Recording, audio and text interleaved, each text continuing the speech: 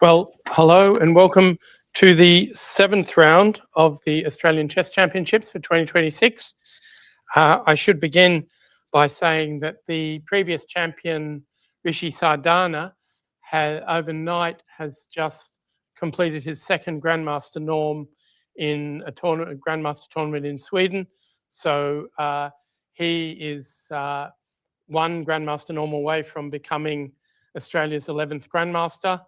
And well, I can see why he decided not to defend his title, because he wouldn't have had a chance to become a Grandmaster playing in this event. And he went very, very close. He won a tournament in Hungary shortly before the Swedish event, but that he finished half a point below the title requirement. And then he played the Rilton Cup after that, a tournament in Sweden where he finished respectably, nothing special. But this event, he drew with the top seed overnight, and that was enough to get him to a Grandmaster norm. He still has one more game in the tournament. If he wins that, he's going to win the tournament as well. But I have a funny feeling that he might be celebrating a bit overnight and may not be in great shape for the following game, but we'll see. Okay, in our championship, we have a single leader now, and it is the same person who was leading outright after 3 rounds, Yi Lu from Queensland, and the 28-year-old is on 5 out of 6. There are only 2 people half a point behind him now, Trevor Tao and Tedrick Lee, and they will be playing each other, whereas Yi has to drop down to a different score group, and he is playing Sydney's former Australian junior champion, Sterling Baeka. Baeka, who beat Daryl Johansson so convincingly before the rest day, is certainly looking in good shape. Then the other 2 players on 4 points, 1 point behind the leader, are Harvey Zhu and Li Tri Kien. So in fact, 5 of those 6, not including Baeka, have been at the top more or less since the start of the tournament and are beginning to run out of possibilities to play other people in that group. So you will expect, if they stay near the top, that they'll start to string out and your leaders won't be able to play each other anymore, and they'll be dropping down to others. Others could prove quite tricky. George C, for example, is sitting on 3.5, our 3rd seed, just below the that group, so he could start to win and get up on the top boards. Also, 4th seed Sukai Ji, who of course began the round 1 ill. He is now on 3.5, and in fact, Heather Richards, who missed the first 2 rounds, has currently got 3.5 out of her last 4, or her only 4, has the best performance rating in the tournament. So she will certainly give George C a run for his money. Ranj Chakrabarti, the 7th seed, he could ruin Sukai Ji's possibilities. Chakrabarti, the 11-year-old from Sydney, seeded 7th. If he had his, I think it was August FIDE rating, he would have been seeded 1st, which is not bad for an 11-year-old, but he has dropped rating points recently. And the only other players on 3.5 are Barman Kargosha, Australian, now formerly of Iran, the veteran, up against Melbourne's David Cannon, international master. So, I know one more, Ryder Testerlin, who more was expected, of whom more was expected this tournament, but he hasn't had a great run. He, of course, is coming off an excellent performance at the Oceania Junior Championship, where he became an international master, and he's up against Kishik Bhatta Biascalan, and she has been right at the top of the tournament for most of the way, but has just fallen back. So she'll want to beat Testerlin and get back among the leaders. She's another one who's played a lot of the top players. She was the first person to draw with Trevor Tao before Yi Lu and Trevor played, and Yi won a fine game. So she could be up there. Further down, Gary Lane, sitting on 50% and really has not played anyone of note, against a young Melbourne player, Leo Kalina. Well, yeah, 29th seed in a field of just over 30 is not great, but it could be quite tough. It was interesting. I suspect that indicates that we are going live online. So we're looking at the single leader Yi Lu, and I just previously mentioned that the former champion from 2 years ago, and this event is biennial, the former champion Rishi Sardana has just scored his second Grandmaster norm in Stockholm, and he is one norm away from becoming Australia's 11th Grandmaster. So let's have a look at how the games are going so far. Certainly, our board one is going to be interesting. Backer is just a very sensible player. So his game against Yi Lu, he is playing very, very solidly. So it starts Queen's Gambit, Slav defense. Can't get much more solid than that. E3, not especially threatening, though it did bring Boris Gelfand a very fine win against Vishwanathan Anand in their World Championship match of 2012. A6 is the move that Anand relied on. And here, C5 is definitely one of the critical moves. By the way, I should mention these guys have played 3 times before, and it is Bayaka that has a 1-point lead, and that was a win with black, but admittedly it was in 2018. So Bayaka was just a kid then, and Yi Lu had just won the Australian Open Championship. It was played in the Gold Coast Open. But how old's Bayaka now? Let's see. Not that old. 23. So in 2018, that puts him at 15. Not a bad effort. But since then, they've played 2 draws, one in the Gold Coast Open of 2023. The reason they're playing in these events, I guess, is because Yi is a Queenslander. And then another draw this year with Bayaka White in the Gold Coast Open of 2025, which was a rather strong event. Actually, the 2023 Gold Coast Open, one reason Bayaka was up there is because that was the year that the Australian Chess Federation couldn't manage to organise an Australian championship. So they asked the whole series of tournaments, are you happy for your tournament to be considered the Australian Championship? And the Nobel Cup in Canberra said no, and the Gold Coast Open said yes. So the winner of the Gold Coast Open became the Australian champion for 2023. And in fact, a few years before that, they'd done the same with the Australian Open. They hadn't managed to find an organiser for the Australian Open, so they took a Melbourne tournament, a Christmas Swiss, and added a couple of rounds and called it the Australian Championship, which surprisingly for neither event made much difference to the entries. They were already popular events, and they didn't add many people at all. So it was, but to be honest, this extending into the Australian Open, the Australian Championship is not so surprising, since it's been more than 20 years since the Australian Chess Federation has bothered to organise an Australian Women's Championship. They now just say the top scoring woman in the Australian Open, not the Australian Championship, surprisingly, is the Australian Women's Champion. So it's a very unsatisfactory method because Swiss systems, especially further down the field, are notoriously unreliable. If one player has, say, 7 out of 10 going into the last round and has to play a Grandmaster, and the other one has 6.5 and plays a 1400 player, then you know who's going to become Australian Women's Champion, most likely. So that unsatisfactory system has persisted for over 20 years, and there seems to be no inclination to change that, partly because the original the system of using the Australian Open was proposed by the doyen of Australian women's chess, Evelyn Koshnitsky, who ran a women's exclusively women's chess magazine for decades. And she suggested in a year when the Australian Chess Federation were having trouble organising a tournament, they should try that. And unfortunately, it's then been the default, and it saves the federation a lot of work. They don't have to find sponsors. They don't have to get the top players together.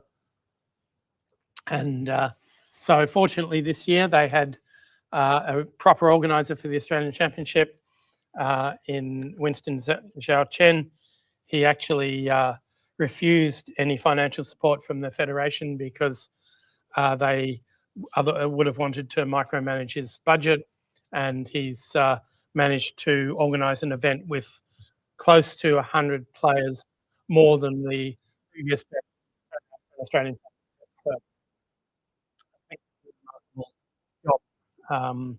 However, the top players here has been difficult.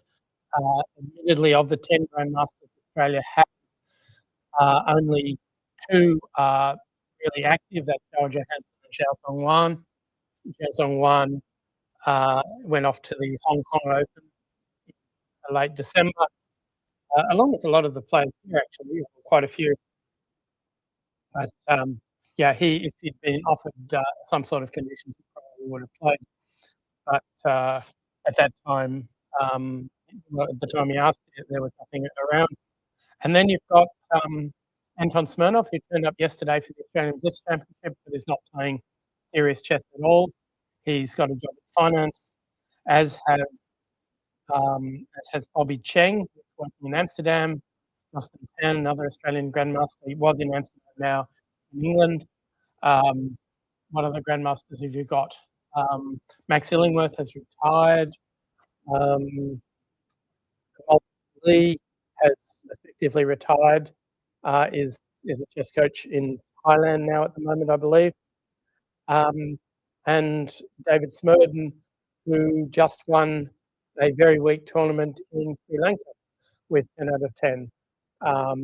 So I think that was a work-related trip. He's working at University of Queensland and really doesn't often play serious tournaments. He still plays a little bit. He might still be eligible for the Olympic team because you have to play 30 serious games in a year to qualify for the Olympic team, but it will be a close run thing for him. So of Johansson and Xiao Zhongwan, the organiser managed to get Zhao Johansson, but yeah, it's tough to expect too many grandmasters. Yeah, what has happened in Australia is that the grandmaster title has become the goal in itself, and players who become a grandmaster do not try to improve after that. That's their ambition, and then they can go and get a normal job. And for a lot of them, that's the ambition. We'll see if that applies to the younger generation, the Ranj Chakrabartis, the Harvey Zhus, the Yifei Hus. So, and notably, there were some players who could have played this tournament who were playing yesterday, not just Anton Smirnov. James Morris just came back from the World Rapid and Blitz Championship over in Qatar. And you had also, who else? Mihailo Radovanovic, who preferred to coach some juniors here rather than actually play.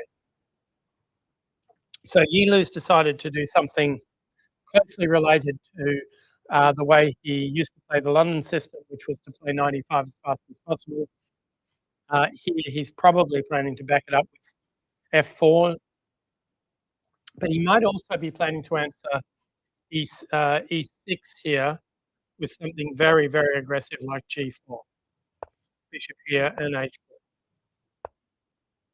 Now that could be very annoying if black is a bit careless. The threat is H5, and if you move your H pawn to save your bishop, then you allow knight takes G6. I think this is better for white. Yep, clearly better for white. So E6 is already a mistake here.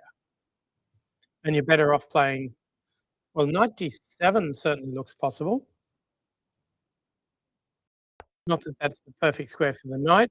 And sometimes that allows a queen B3 move that can be quite annoying. So here B7 is under attack, but also D5 is under attack. Possibly queen b6 is okay, just in time. So I think black is okay here. They say queen c7 is also okay. A pawn sacrifice, let's see.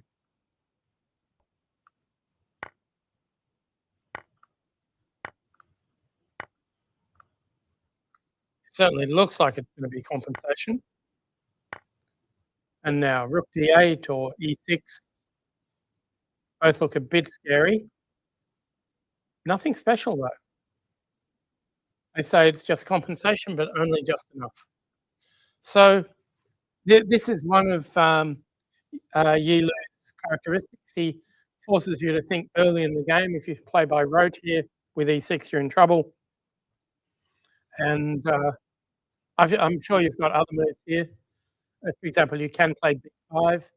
Because if g4 happens, you can retreat your bishop to a square on the c8, f5 diagonal, rather than bring it back to g6.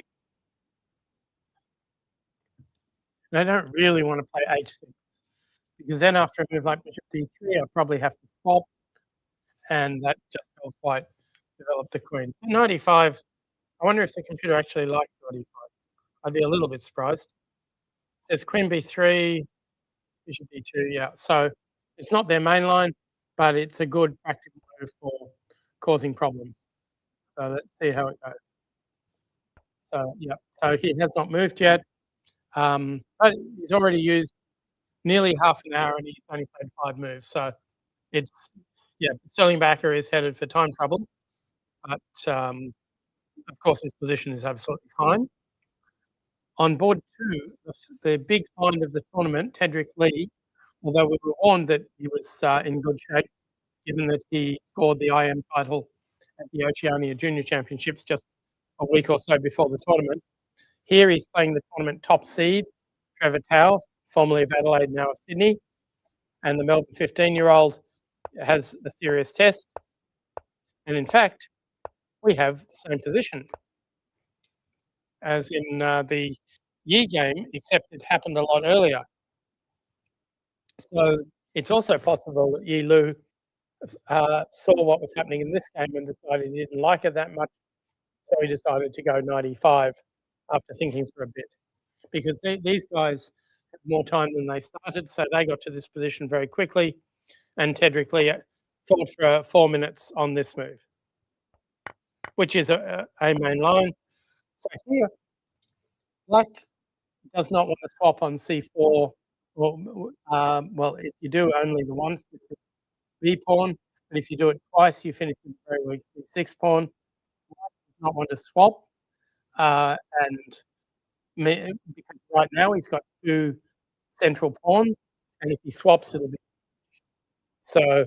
The other possibility is c5, but once you see that dark squared bishop on c1, you can be pretty sure that c5 is going to help that bishop very much. E6, castles, a4, and now b4, really.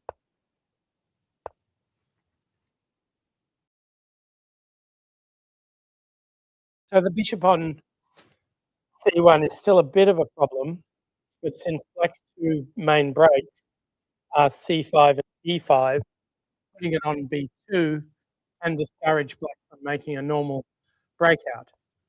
Queen b8, why wouldn't you castle? Not sure. Maybe he's worried about 95.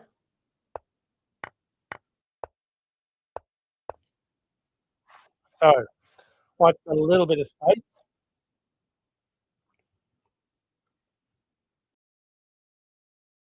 Still a horrible bishop, but there are moves like queen b5 that could be quite annoying.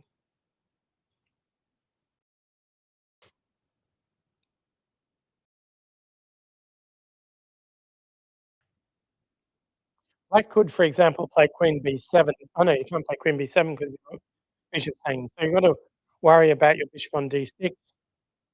Now, right now, white can't play knight e5, but if I play queen b5 and swap queens, or perhaps if you swap, then I can play knight e5, and that could turn out quite well. Although at the moment, even if black bishop takes knight on e5, knight g4 could be quite annoying. I don't know if the knights will get into a tangle or not. So clear advantage to white, I would say.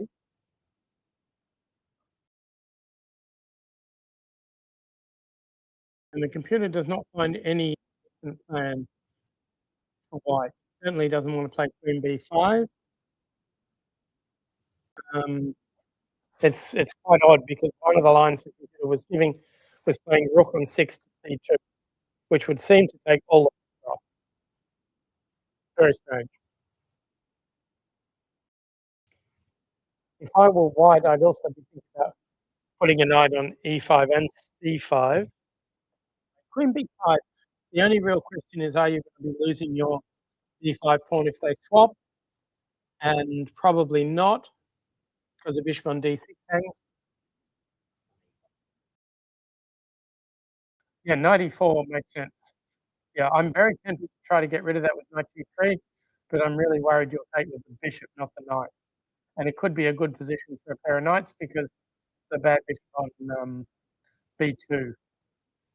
So white could perhaps play knight, maybe g, I don't know, h3 or yeah. If I play knight d2, I have to protect my h pawn first, and if I play h3, then I don't have knight g3, and if I play g3, then I don't have knight g3. So knight d2 is a purely defensive move. I guess it's in some positions you could play e4, but the chances are you'll just finish with a weak isolated pawn.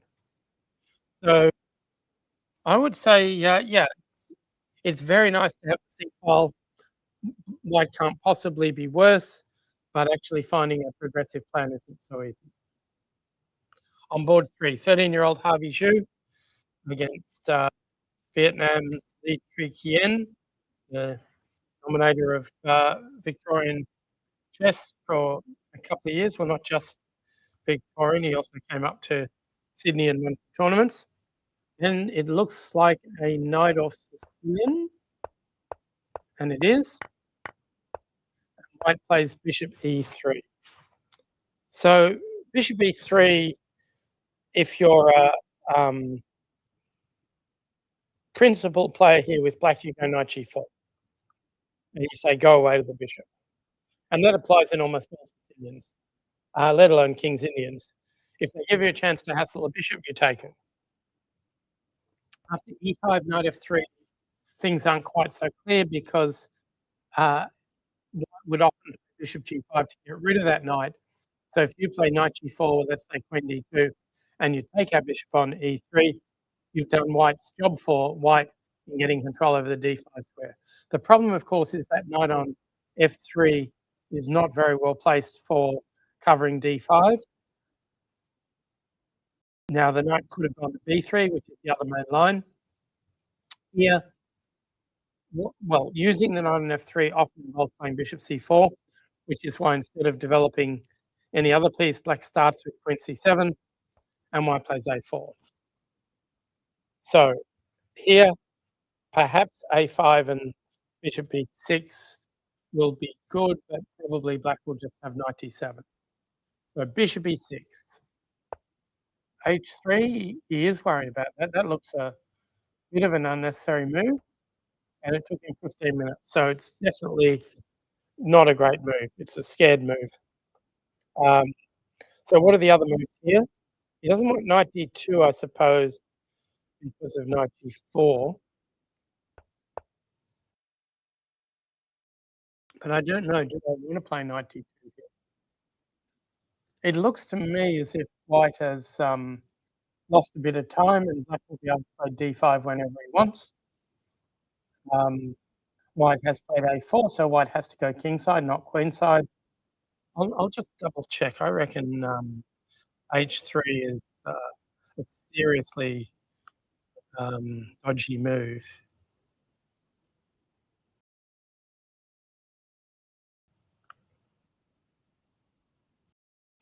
Come on.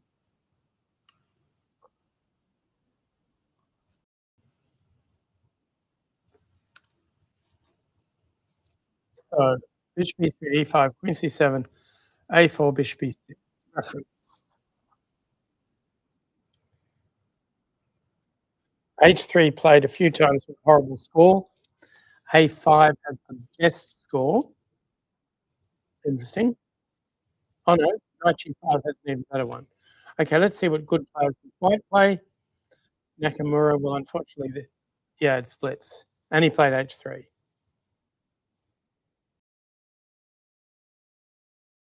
They've all lost lots of time. That is strange. That's, by the way, Black is the Mexican player who performed so well in the World Cup recently. Okay, Adams, normally good on a slow grind.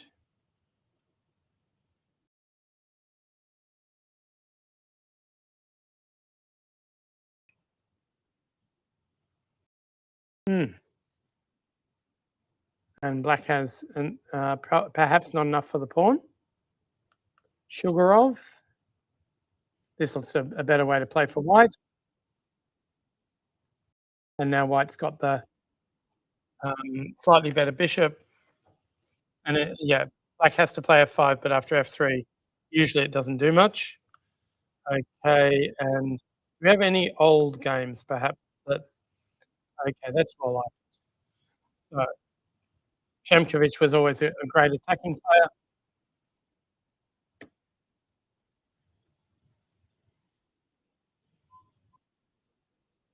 Getting ready to invade, but somehow it hasn't completely worked. And in the end, he's got an endgame where he just wins a pawn. So Shemkovich, yeah, not so convincing. And here, yeah, this was a G5 game. Oh, John Nunn used to know how to play chess. This looks like the last round of a tournament where both sides are reasonably happy with where they are. Draw off, and John Nunn said yes. Looked like he was trying to attack before, but maybe that B pawn's a bit of a hassle. Knight C5 might be another hassle. Yeah, so I'm guessing if they agree to draw, it's because Black is already better. No? Rook F3, giving away that pawn is the best plan, eh? Uh-huh. So surprising. Oh, we haven't got that. Yeah, we have that on. It certainly wasn't the last round. Yeah, but it wasn't one of Nunn's best tournaments. He only beat the bottom 4 players. And tournament win by, I think it was Victor Korchnoi, actually. We've got one Korchnoi game missing. But Spassky certainly played well years after his World Championship match. Okay, so that's this game. The theory and H3 has been played, but yeah, not anything scary at all. So 97, he did go knight g5. So bishop c4 is natural. I mean, you can allow White to take the bishop on e6, and that's certainly reasonable because there's no bishop c4 coming. But and maybe Black will get d5 at some point. But if White can leave d5 alone, often the position turns out quite well.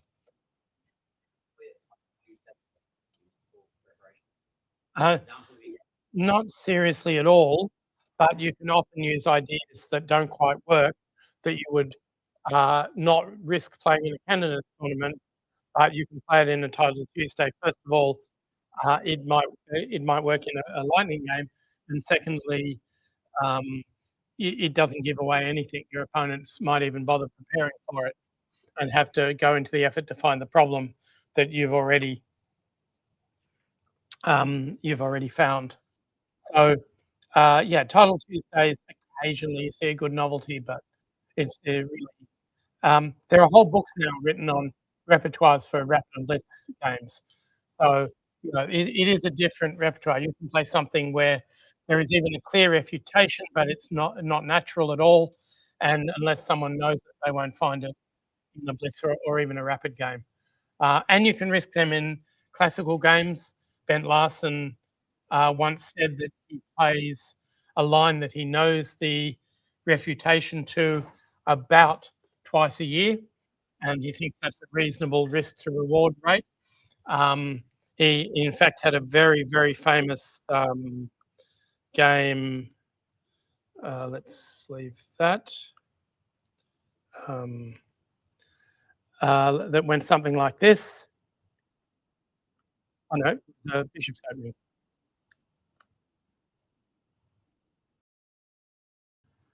I think. No, it was a queen's gambit. Accepted. You like it?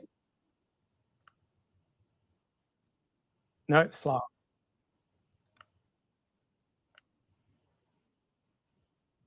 Hang on.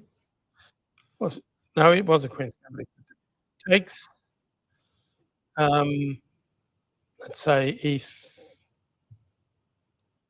What happened? Knight here. I'm getting this wrong. So Slav defense, black takes on c4. That's more like it. Sorry about this, everyone. Okay, bishop f5. Main line. Here, sorry, a4, f5. So maybe it's the most common line in the Slav defense. And he played knight h4. Bishop back was supposed to be the main move. I once was gutless enough to play knight f3 against Robert Jamieson when he was Australia's #1 and I was an up-and-coming junior, and he went bishop f5 and I went knight h4 again, and we had a short draw, and he absolutely blasted me afterwards and said, yeah, how are you ever going to improve if you waste the white pieces like that? And I took it to heart and well, I mean, just to waste a game against Australia's top player was a bit criminal. You know, I had a chance to really try to learn something, and I wasted it completely. So for some reason, that story is in the Rogers Practical Endgame Guide. So I think that same attitude applies in endings as well, that if you get to an ending and you get offered a draw and you're slightly better, well, that's against a much higher rated player. That's really silly. You even against a lower rated player, you won't learn anything about endgames if you just agree to a draw in slightly worse, equal, or slightly better positions. Because yeah, you've got to play endings to actually start to understand them, especially the technical ones where you go wrong, and then you get them going better. And one thing I did notice, I just received a copy of Dvoretsky's Endgame Manual, the new edition, volume 6, and there were many, many more tragicomedies included in this edition than there had been previously, and that's because people are playing endgames faster and with less knowledge, and they're doing lots of stupid things. And so there were lots of recent examples of people doing very funny stuff in endings, and yeah, some of them were not comedies really, but this was I don't know. Tragicomedies were introduced to Dvoretsky's Endgame Manuals, I think, partly to counter Van Perlo's Endgame Tactics, which was a great endgame book that came out 15, 20 years ago with 1,000 plus examples of endgame tactics. So, and that's sort of the most fun way to study endgames, is to go through that, because occasionally you need technical knowledge, but most of the time it's just keeping your eyes open. Anyway, this is Larsson's game. He played e4. The reply was e5. Bishop takes, pawn takes, e5. So I played this once following Larsson, and my opponent Robert Jamieson played bishop e7, and I realised the whole thing was a bit bad for 2 reasons, not just one. Although the computer actually believes that this position, what happens here? Queen check. Is it king f8? Yeah, king f8, knight e4 actually does offer some compensation for 2 pawns, but I don't really believe it. But if you put it on, they say it's about equal or even slightly better for white, which is what the new computer says is much better for white. Well, that's completely crazy. You're 2 pawns down. Computers are supposed to be materialistic. So I've had problems with Stockfish 17 already during this commentary. especially in an ending they kept insisting was 0-0-0 when it clearly wasn't. But the game was eventually drawn.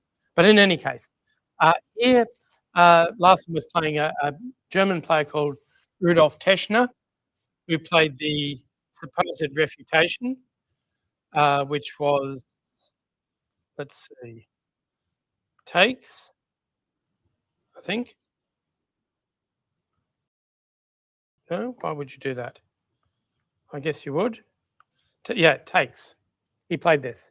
Bishop takes, pawn check. King takes. I think here Larsen was probably starting to feel a little bit sick. And even more so, okay, you can't take back because of bishop b4 check. After queen check, his opponent went king e6, which is the only good move, but refused the whole line. Because if you play queen takes bishop check, just knight d7, the queen on c8's under attack. Yeah, you have to take the rook on a8, and after they take the rook and make a queen, it's a big net gain for one move.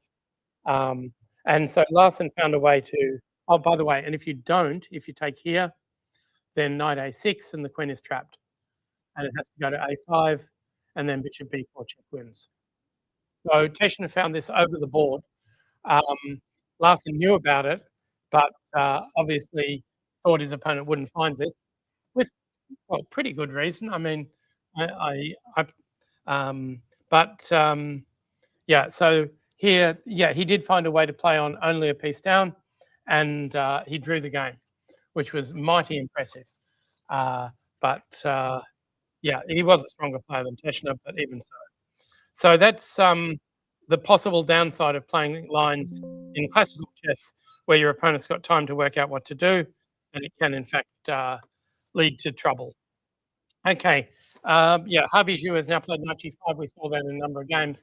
We saw the John Nunn game with bishop c4, takes, queen d3, which is sort of a sensible way to play against an ambitious player again, like Li Tricien, who clearly is playing the knight off just in order to be aggressive against a player rated below him. So, okay, let's just see how Sterling Bacchia responded to knight e5. I presume he didn't go e6. No, he went knight bd7, and white did not play queen b3, going for the pawn grab. He just went bishop e2. So I'm assuming e6 is no longer scary, but maybe it is. After g4. I can no longer take on e5 and take on g4. Go back, h4, and I just don't have time to save my bishop by taking on e5. So bishop e2 does prevent e6 once again, which is not nothing.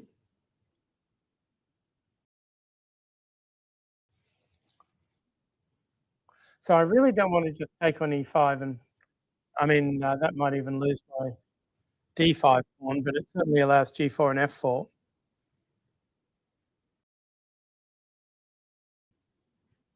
I don't want to play h6, even though it might be a serious move. I don't want to waste a tempo. So they say you can take on e5. Okay, let's see why. Knight e4.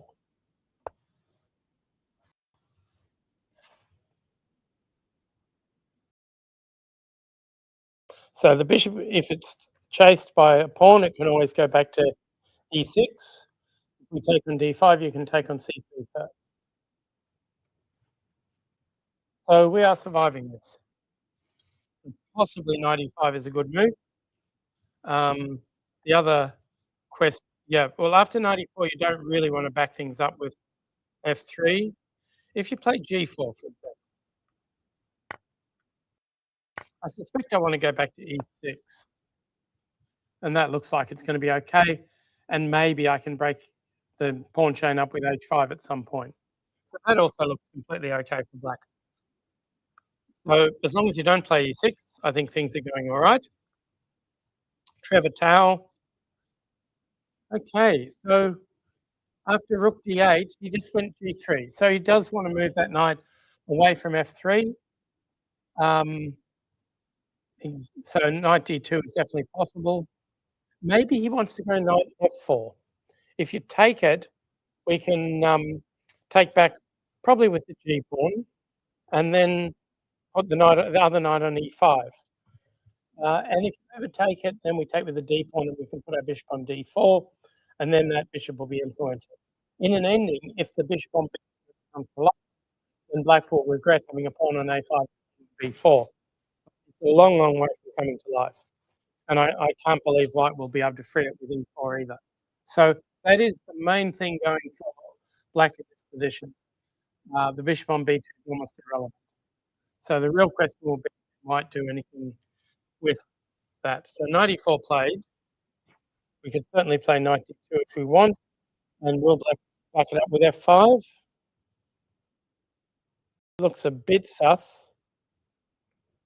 I could then go knight d2 if I want. Oh, no, sorry, we can go f3 if I want. And if he tries to attack me on the king side, I doubt he'll get very far.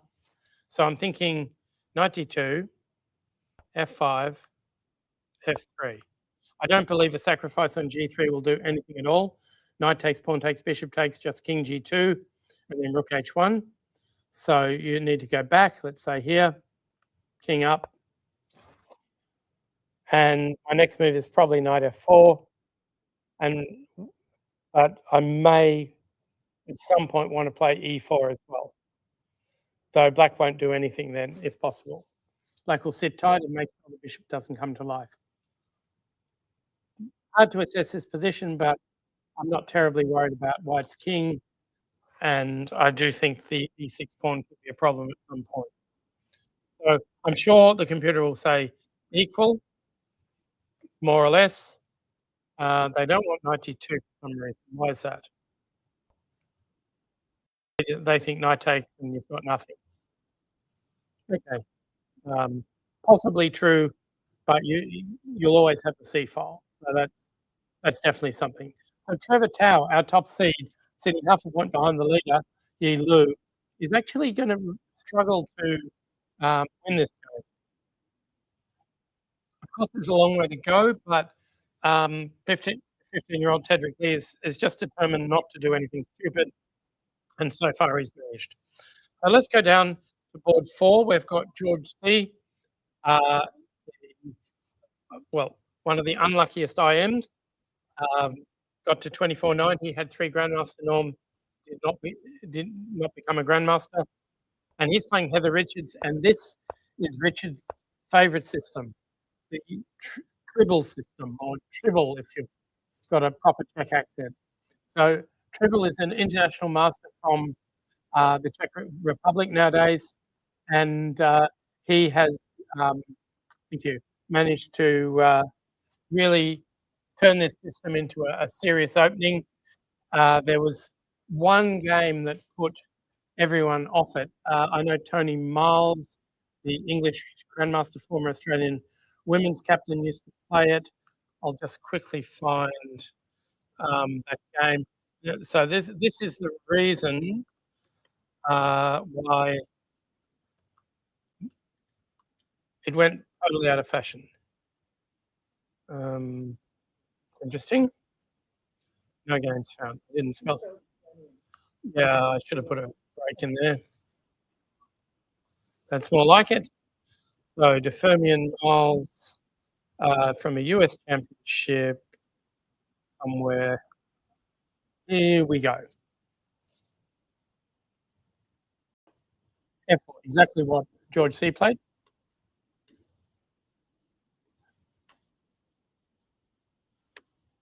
Okay, if black can keep control of the e5 square, the position's not bad at all. So after take knight d7, this had often worked out quite well for black. When they regain their pawn, then they've got an isolated e-pawn to play against. Bishop here, bishop b4, castles. He's not worried about the c3 knight. He does want to get developed. Castles, and now the move that shocked everyone, knight d5. So if you take, we just take back. Suddenly we're threatening. You can't take on d5 because of bishop h7 check. we're threatening bishop h7 and knight g5, and this is already very difficult. So Miles, well, let's just check. I've never put this on a computer, but I don't believe you can take on d5. They say it's the best move, but it's still better for white. So he went check, bishop d4, to try. It's still trying to get that e5 pawn back, and now e6 turned out to be fantastic. You can't take with the bishop because we take on d4. Have to take with the pawn. Queen's all trapped. And now the two knights attack with smothered mates everywhere. So if bishop takes queen, rook takes rook check and knight f7. He tried h5, but he's in the same sort of problem he had before. And there's simply no defense. Yeah, notice the bishop on c7 is protecting that pawn on e5. I think you're threatening queen g8 here, and followed by knight f7 because your bishop now covers the h7 square. So it's game over, and that was published everywhere. And no one wanted to play the system after that game because you risk getting absolutely blown away. Pribble kept playing it. I think he's still playing. Actually, he's quite aged by now, but anyway, so that. I hope you're wrong. You might be right. Anyway, so Heather Richards is one of the devotees, though. She's taken this move to a number of Olympiads, or the whole system to a number of Olympiads.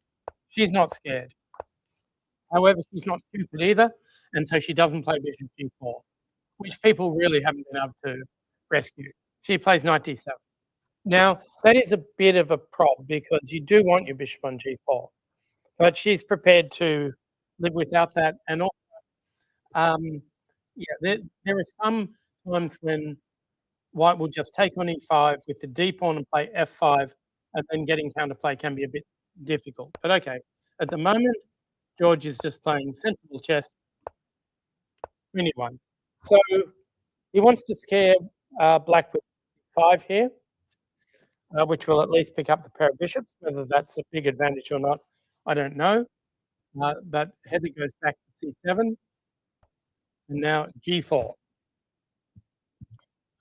Well, I'm inclined to say what a load of rubbish, except that Shirov's been getting this sort of thing in Philidor defenses, Slav defenses, and you don't actually have to get real compensation, you just have to scare them. And especially for name Shirov, you do scare them. So g4, well, how long did it take her before she took? 40 minutes. She had spent no time up to here, and then suddenly, I guess she's wondering, why don't people play this stuff? And let's just go, okay, is queen c7 the best move? Reasonable. And g4 is the computer's best move. So if I go back to ChessBase, I bet I will find that Heather has played this exact position before, and that George C just put the computer on and has discovered. Let's have a look. Richards. This is Heather. Oh, that's a lot of games. So this is, oh no, that's her with white. Where's her with black? Is that the system? No, that's her playing this stuff. This is it. Okay. So, oh, it was not bullet.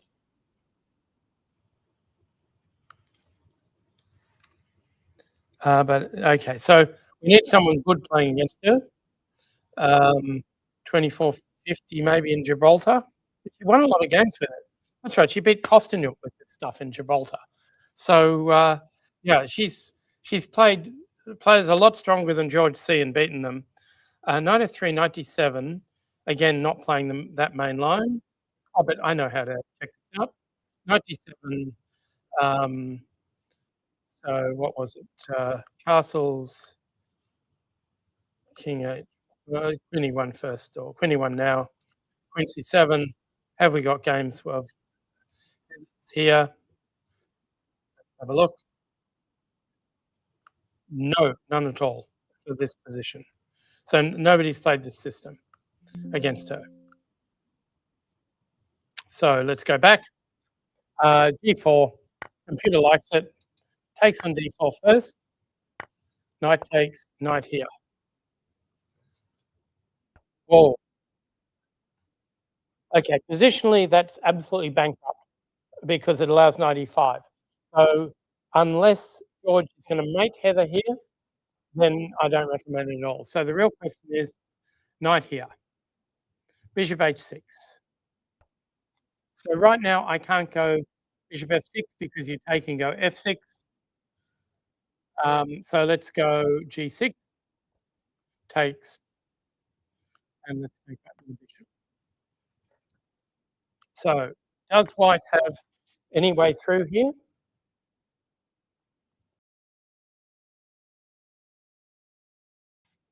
So if you go f6 and queen h4, you're still not mating me. You do have to protect your bishop on b3 at some point, perhaps. So I would guess this is compensation. Bishop d7, rook e8. The computer's going to say, no, no, no, there's an attacking method here, knight e6 or something like that. No, it just says bishop e2, queen e3, rook f1. But it's only plus 0.5, going down to plus 0.4. So the computer actually thinks black has plenty of compensation here. After takes d4, it was previously saying things were really good. It still says things are really good. Bishop h6, d6, they do not want you to take the rook. They want you to play queen e3 immediately. Not that I see the problem, because you're still not going to mate me. Perhaps you will be able to play queen e3, rook f1, and then f6. And that could be a bit of a problem. Because if you get f6 in, then you can take my rook and go queen h6. So queen e3 here is a hassle. So it does seem as if, yeah, this is good attacking chances. I presume they want to play knight e5. Yeah, everything else looks pretty sad. Bishop f6 played. Okay, does that work? Rook takes, bishop takes, bishop h6. Okay, next question. Can we go king here? Or are we getting king? Oh, wow. Computer is a genius.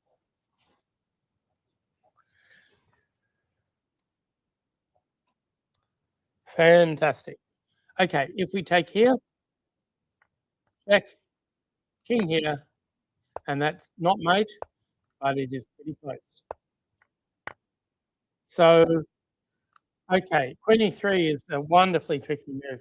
Now, we do know that Heather Richards is an expert at getting bad positions out of the opening and swindling her opponent, as she did in a wonderful fashion yesterday. I really should show you her game from round 6, well, not day before yesterday, against Ranch Chakrabarti. And it's the first time we've seen the 11-year-old really upset.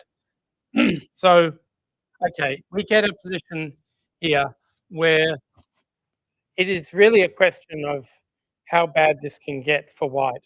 If you want, you can play knight takes knight on a3, but you've also got knight e2 check, which is really quite good, followed by knight b3.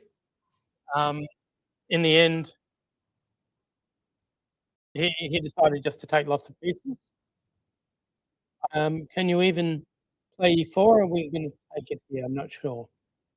No, just move the bishop and f5. So this position is the exchange down for and a pawn down for nothing. And bit by bit, Chakrabarti improves his position. Is coming down the. Okay, so d5 is just to get some sort of play. You can't afford to swap anything here. And now queen h4 check. And here, when everyone was expecting king g2, allowing bishop f1 check, Heather played bishop g3.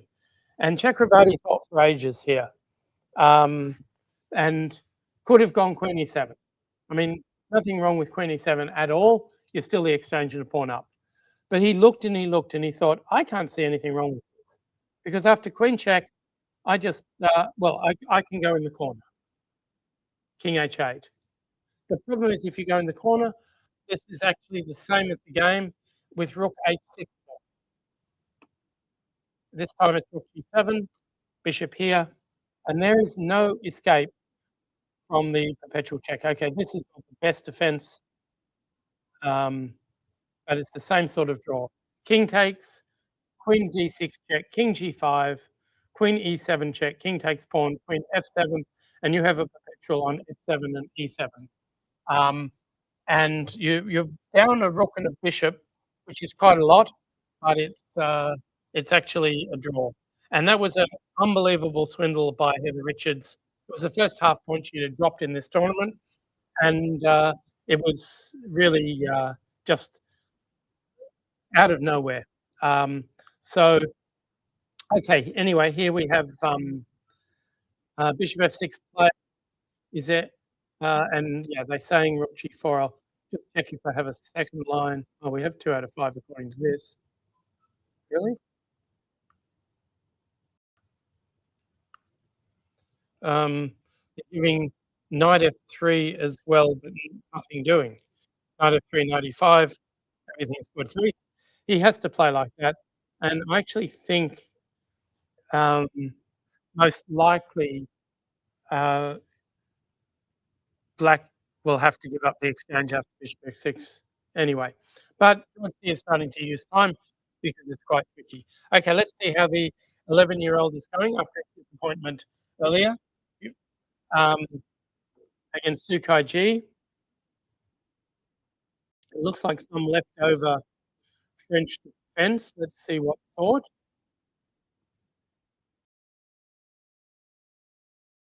Okay, it is a French knight c3. You're remembering that Chakrabarti plays the French defense himself, so he knows a fair bit about it. Knight d7. So this is a line of the Rubinstein variation of the French.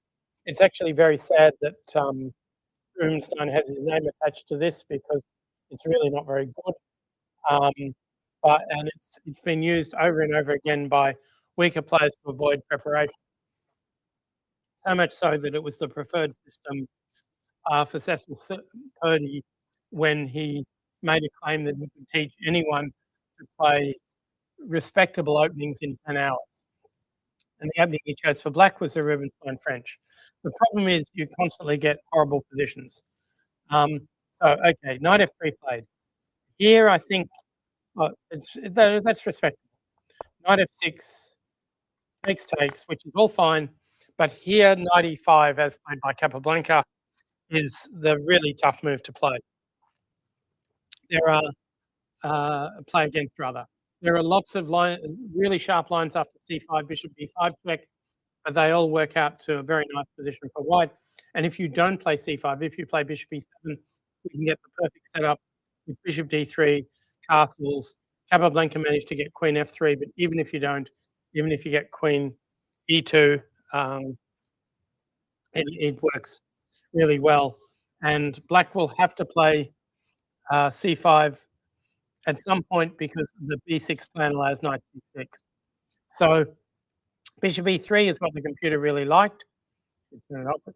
As Aronian used to say, don't turn your computer on until move 10. It'll just send you in the wrong direction.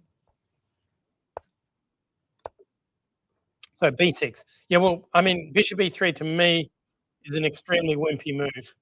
It might stop c5 temporarily, but it does not help with any sort of attacking idea. And it even gave Black the chance to go queenside. So bishop c1. So right now, not much time used by either player. And one of these days, Black should be able to play c5. Sukai G might be waiting until White plays c4, but it really is not a problem. So king b8, why not? Even a Rabbidier's move is not so terrible.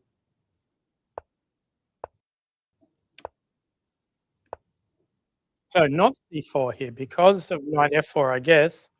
So queen c4. This is very crude by Chakrabarti. I think he's thinking about knight e5, knight c6 check. That's the one disadvantage of answering a move like bishop a6 with bishop a8. Sure, you avoid the swap of your defensive piece, but any check is made. So, or any check where you can take it will be made. So you do have to be a bit more careful about your king. And black still hasn't played c5 here. So it's hard to know exactly what, well, the computer has an arrow on g5. Maybe that's to prevent bishop f4 mate in some c5 positions. But I think you're just encouraging your opponent to put a knight on e5. And bishop takes, pawn takes will always be slightly better for white. Maybe black can draw, but it won't be easy. So Chakrabarti will be pretty happy with his position. Certainly, it's not so bad. So just a reminder, on top board, our tournament leader, Yi Lu, is playing against the ever sensible Sterling Bakker, who had a big scalp against Daryl Johansen earlier in the tournament. So Bakker has to choose whether to go back to g6 or f5. Personally, I'd go back to g6 because I'm not scared of e6. I know e6 can work in some of these lines, but white simply doesn't have the right pieces to make e6 work. In particular, there's no white knight to jump in on e5, so it should be absolutely fine for black. So bishop g6, go back to a sensible square. One day, white will regret moving quite so many pawns. So, yeah, let's see. So Bakker, as I mentioned earlier, has a plus score against Yi Lu, and he's doing fine here today. Okay, knight b6 played by Trevor Tao. So knight d2 was played, takes, knight b6. Well, the only reason you'd play that, because it's a really stupid square for the knight, is to play queen b7 and then knight c4 and they're not looking. And if that works, you win the exchange. And you even don't let the bishop on b2 out of its box. So how can white counter that? Well, going to the square I wanted to go to all along, b5, queen d3, and play queen b5. And I just want to tie back up a little bit more. That looks pretty good. But I'm still struggling to find a way to activate my bishop. It could be I want to play rook c2 and maneuver my knight on c1, 2c1, 2d3, and then to either c5 or e5. One day e4 might be useful, but if black doesn't swap, it really doesn't gain much. So Trevor Tao has probably equalised here against 15-year-old Tedrick Lee, but our 40-year-old top seed, who debuted for Australia at the 2017, amend that, 1994 Chess Olympiad, at the age of 17. He is, will be a little bit annoyed that he hasn't got much of a position here. It's just a normal one.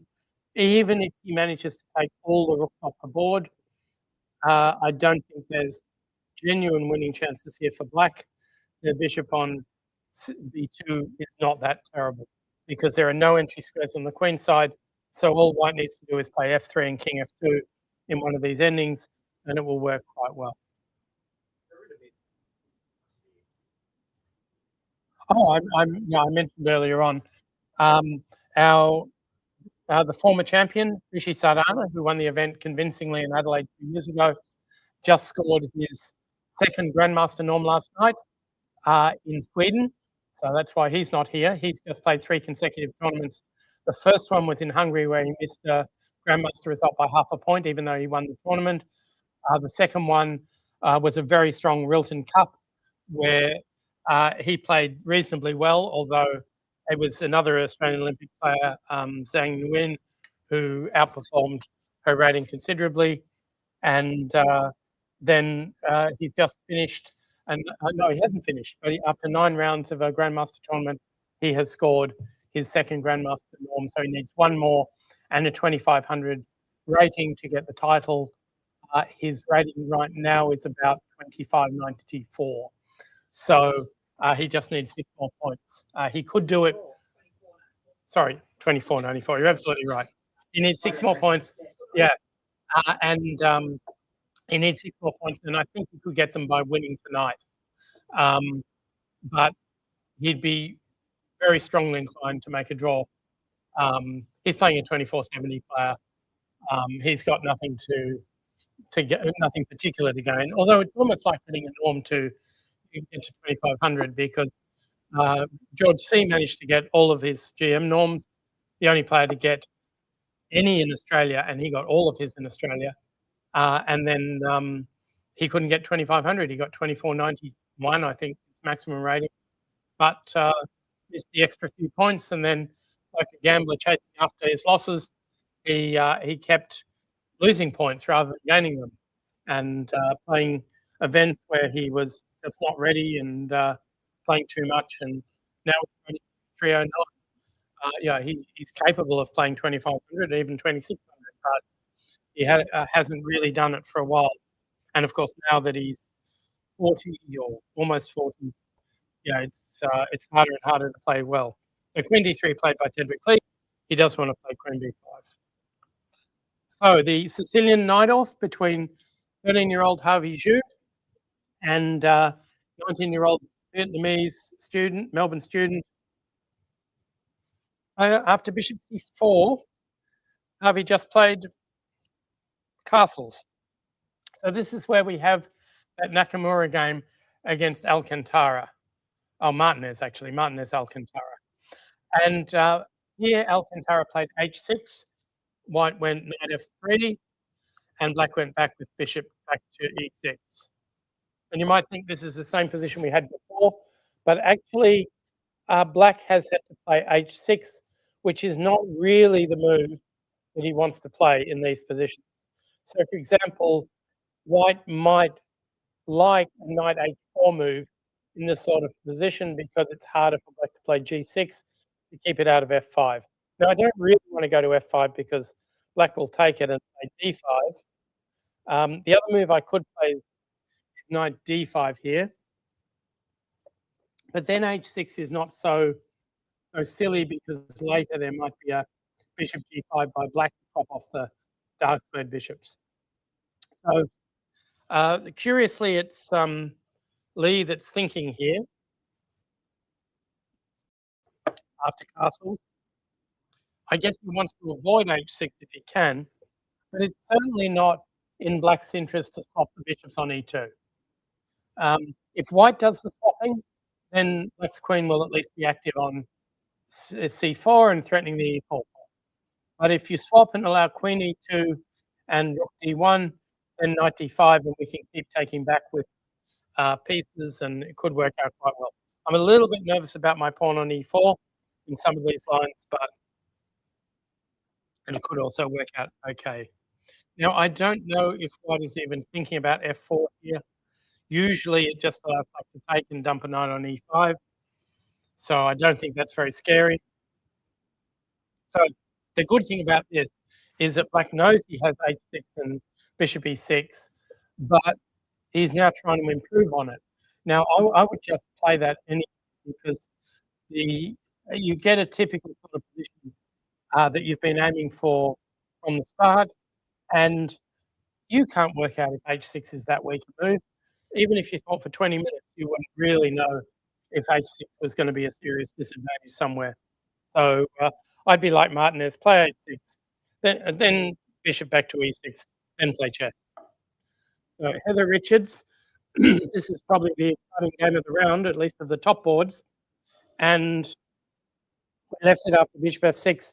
So instead of taking either knight, instead of taking rook G4, allowing the other knight to go and bishop H6, George has gone for the big knight B5 move. You have to take it. Knight d5, queen d8, rook g4. Does look okay.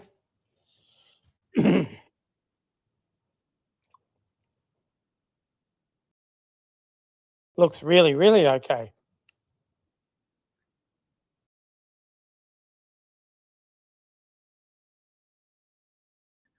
So I wonder, should I give you a pawn, just play knight d7 and dump that knight on e5?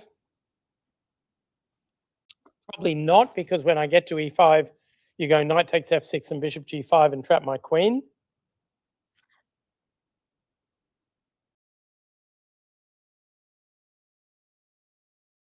Oh, this is tricky. Bishop h6 is a threat. They think white is much better. Do they think knight b5 is good? No, they say you have to play queen e7 immediately. Wow, queen e7. Why is this any good at all? Rook takes. Oh my goodness. Computer's a genius. Rook back. And now not taking on anything. With just bishop here. Okay, so white is a piece up. Why is this not better for white? And that is probably because of your e-pawn. They say d5, rook a8, and it is very good for black. Okay, this is certainly a computer refutation that would be very hard to play. I presume Heather took. No, Heather actually thought for quite a while here.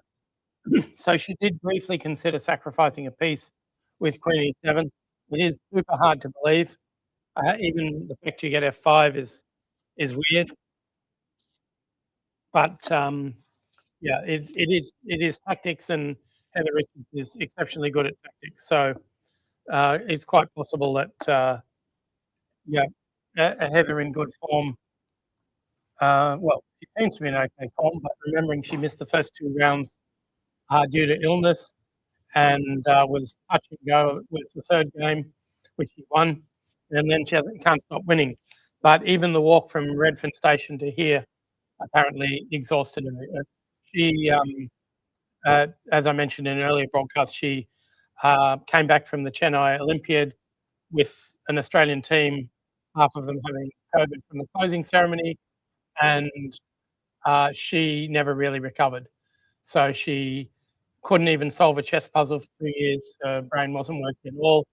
She started to try to play chess again last year, managed to get through at least one tournament. I think it was the Melbourne, oh no, one of the Melbourne tournaments. What was the Australian Open? She played the Double Cup, that's right. And she got through it, but here she's actually playing well, but it seems like CB5 is just not so good. So the computer keeps thinking it's better and better for black if you don't take. That's a hard thing to do. So rook e8, queen g3. This looks really terrible. Okay, so rook takes pawn check is a threat, followed by f6, and you get mated. No, you don't. Knight e6, but bishop h6, and you'll get mated. So one way or another. Bishop h6 may be another threat. If you go king into the corner,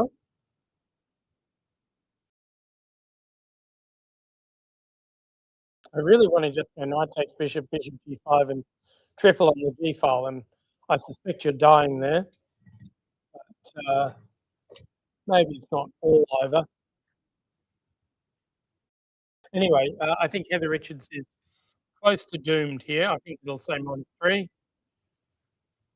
No, king h8, bishop g5, really? Okay. Yeah, there's nothing to do.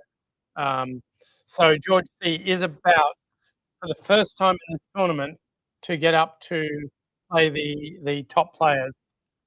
He had a big accident in the first round. Again, who was it? One of the kids.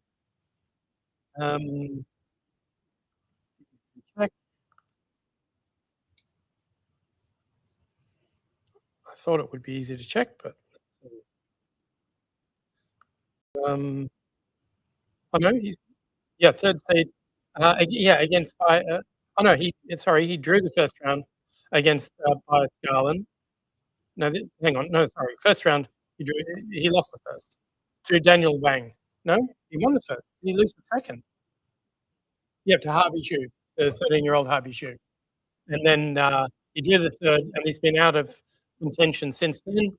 But he's finally working his way up through the players, and if he wins this, he will almost certainly be one of the top players next.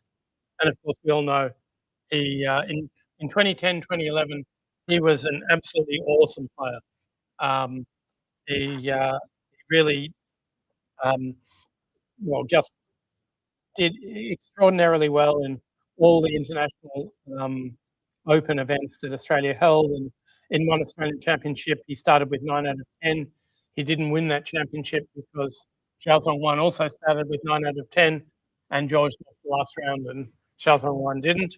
But he was capable of beating anyone in this sort of event. Okay, back to board one. Let's see.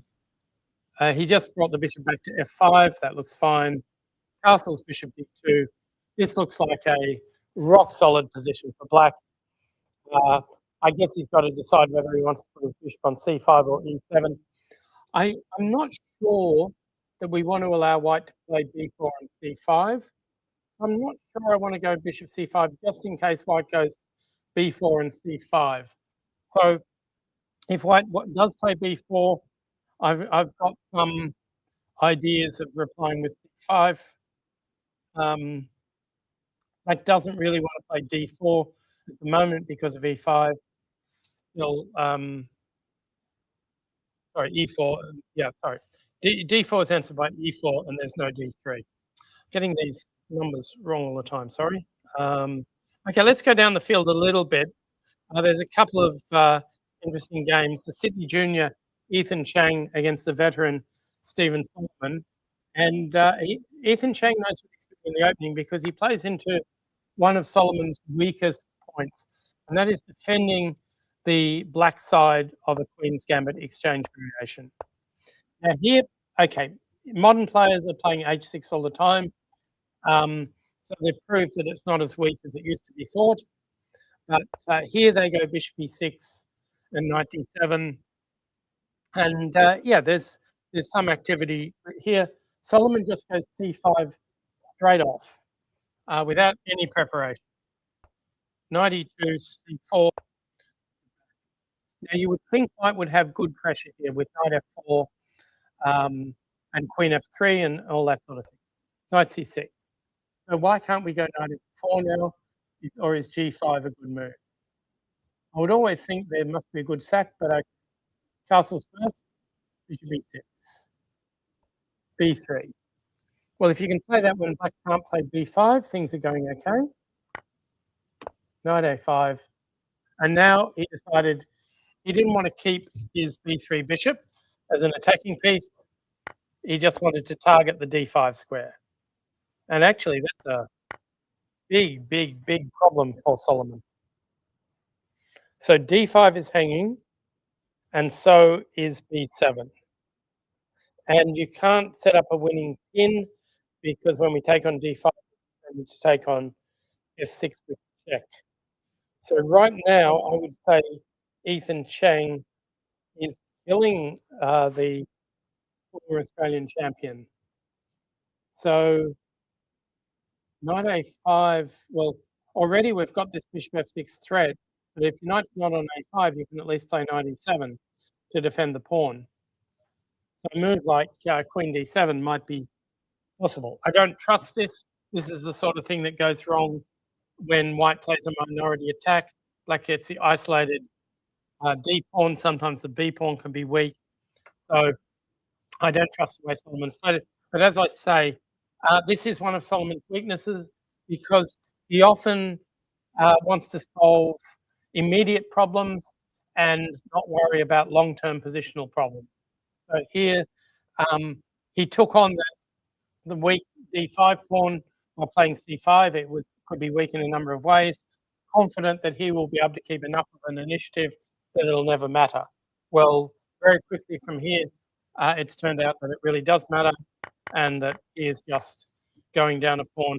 This is going to be +1 easily. Yep.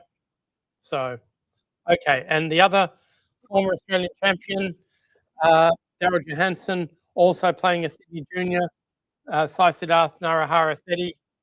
And here I think Johansen will be happier with his position. And it's another Queen's Gambit exchange variation. This time with H6 again.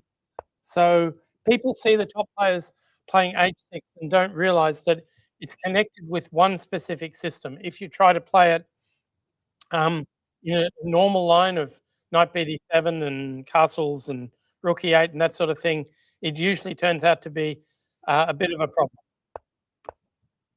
So again, Johansen's going for the Knight E2 system, and A5 is a very pleasant move to see because White was probably not planning to go queenside anyway. Now, it is possible to play Queen C2, F3, and castle queenside if needed. But now there's not an easy F3 move. So B5. Johansen wants to fix those pawns. Takes here. He wants extra control at 5. And now he wants Knight on D2 and B3. He doesn't really care about the light squared bishops because he knows he's going to have a lot of pressure. And now he can play Knight B3 if he wants. Black's only real counterplay is going to be on the king side, so it is conceivable that Johansen will switch with Knight F3 here. But Black's pieces are definitely all over the shop. I really don't like that Rook on A6. If tactics happen, it's unprotected. So yeah, generally this doesn't feel very trustworthy.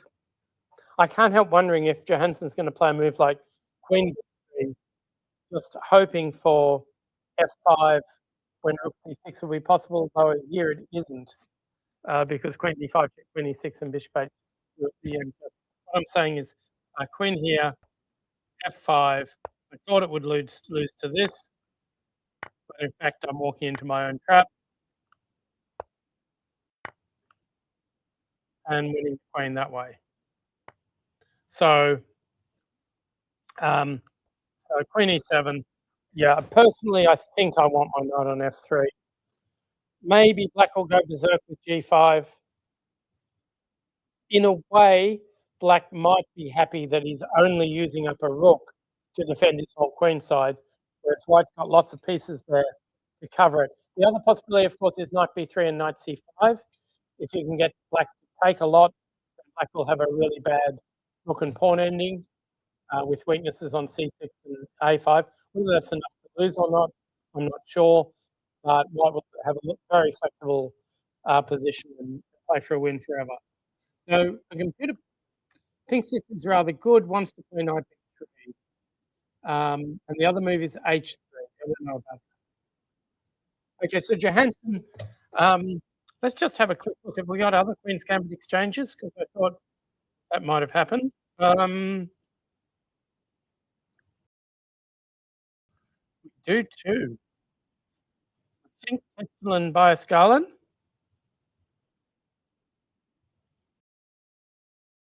Oh no, this looks like a Nimzo Indian. You can get these sort of positions in a Queen's Gambit. Yeah, playing G4, look, it worked once with Kasparov, but I don't really recommend it. Whoa, Biascalan's gone crazy. Okay, hang on a bit. Why don't you play Queen F6 here? I guess Queen E1 hangs on. Yeah, you need a few more black pieces for this to really work. If you could double rooks, obviously things would be a lot better. And you've left holes in your position. In fact, this has been a total disaster for Biascalan. She has 3 pawns. She could get a 4th, but they're really completely irrelevant to defending her king. And white has an extra piece which can take part in the attack. White can play, for example, bishop f5 or knight f5 and bishop g4 and h4, open up that side of the board, and somehow white's king's completely safe. Black's king certainly isn't. So black needs counterplay really, really fast. Any endgame will not be good for black because black has no protected no passed pawns coming up. The one on f7 is just backward. So overall, this looks like it is big advantage for white. Yep, there you go. So that was a rush of blood to the head, bishop g4. I don't know, did she forget about queen e1 after queen f6? Really hard to know. Bit by bit, this has gone bad. How long did she spend on the sacrifice? Only 6 minutes. How long did Castellan spend allowing it? King f2, a little bit of time. So, okay, so Ryder Castellan, the new international master, although he won't officially have the title until the Commission on Titles meets, is doing very well. And poor old Bias Garland, who started the tournament so impressively, we saw drawing with George C. She also drew with Trevor Tao, the top seed, so she'd drawn with 2 of the top 3 seeds. But she's fallen in a heap against the youngsters over the last few days. Back to our top game. Backer is not so badly off on the clock as he was before. Position looks very, very equal. At some moment, in some sort of ending, black may be able to take on c4 and have a better pawn majority than white, but you really don't want your bishop cut out of the game with e4. So, yeah, right now, well, I don't even know about this queen swap. Queen b6, queen takes, bishop takes. Yeah, maybe it's okay. I can play king f2 and bishop b4. That's probably working okay. Maybe I'm threatening d4 in some positions with black. Yeah, I'm guessing the computer goes about 0 zeros here. Yep. If it's first move is g4, then yeah, it's white's got nothing. Okay, board 2, Cedric Lee against Trevor Tao. Tao, the very strong South Australian who's recently moved to Sydney, spent only about 4 months here, but he's moved permanently and has moved very close to where his brother lives. His brother's probably a bit more famous than Trevor, being Terence Tao, who won the equivalent of the Nobel Prize for Mathematics, of which there is none, but he won the equivalent and really has been one of the world's top mathematicians for a couple of decades now. So, yeah, Queen B. Okay, so Queen D3 played. I played Knight C8, so that he still wants to swap if Queen B5 is played. Now, white is really getting ambitious. Okay, King G2. He wants to play E4, but black has no obligation at all to swap. Now, if you put the pawn on E5, the black bishop will go back to B8 and A7, and the knight will come to F5. And unless white can organize some sort of kingside attack, nothing much will be happening. So Queen B7 again, just to be on the same line as the king. I wonder if there'll be a repetition if white plays King G1 here. But certainly black's done a great job in covering all the squares on the C file. And white certainly hasn't got the time to abandon the C file because black is about to challenge it. So yeah, I don't really see a plan here. I'm guessing zeros. I think knight G1. Really? King F1. They haven't got a good move for white. There is no plan anymore for white. Whether black has one is another question. Back to the Sicilian defense, and Lee has decided not to retreat the bishop. And this is super weird. Harvey Zhu comes straight back to f3 without inducing h6. That is odd, very, very odd. He might want to play knight d2, but he could have done that earlier. So he has given the 19-year-old from Melbourne basically 2 free hits. And only if black goes back to e6 is it not a free hit. So it seems like Harvey Zhu, even though he used to play the Sicilian knight of himself, has become a bit planless here.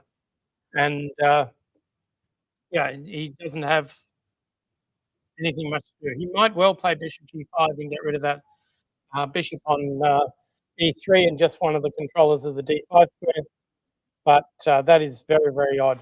Did he spend ages on it? Well, it's 8 minutes wasted anyway. So that is certainly a bit of a problem. And we have had a move from George C, and it was a whopper. It was rook g7 check. What h5 played? Okay, unless this wins, this is a total disaster. Take. King h8? What?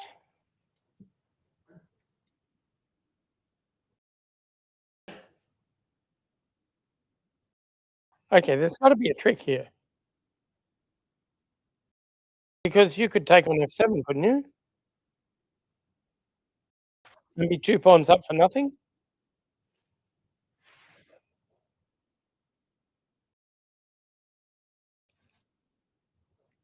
Certainly looks like it. Rook f7, bishop e5, I guess. Queen g6 resigns. So rook f7, you've got to play rook g8, but then I just go queen h3, and I think you're probably resigning that as well. So why does he not take on f7?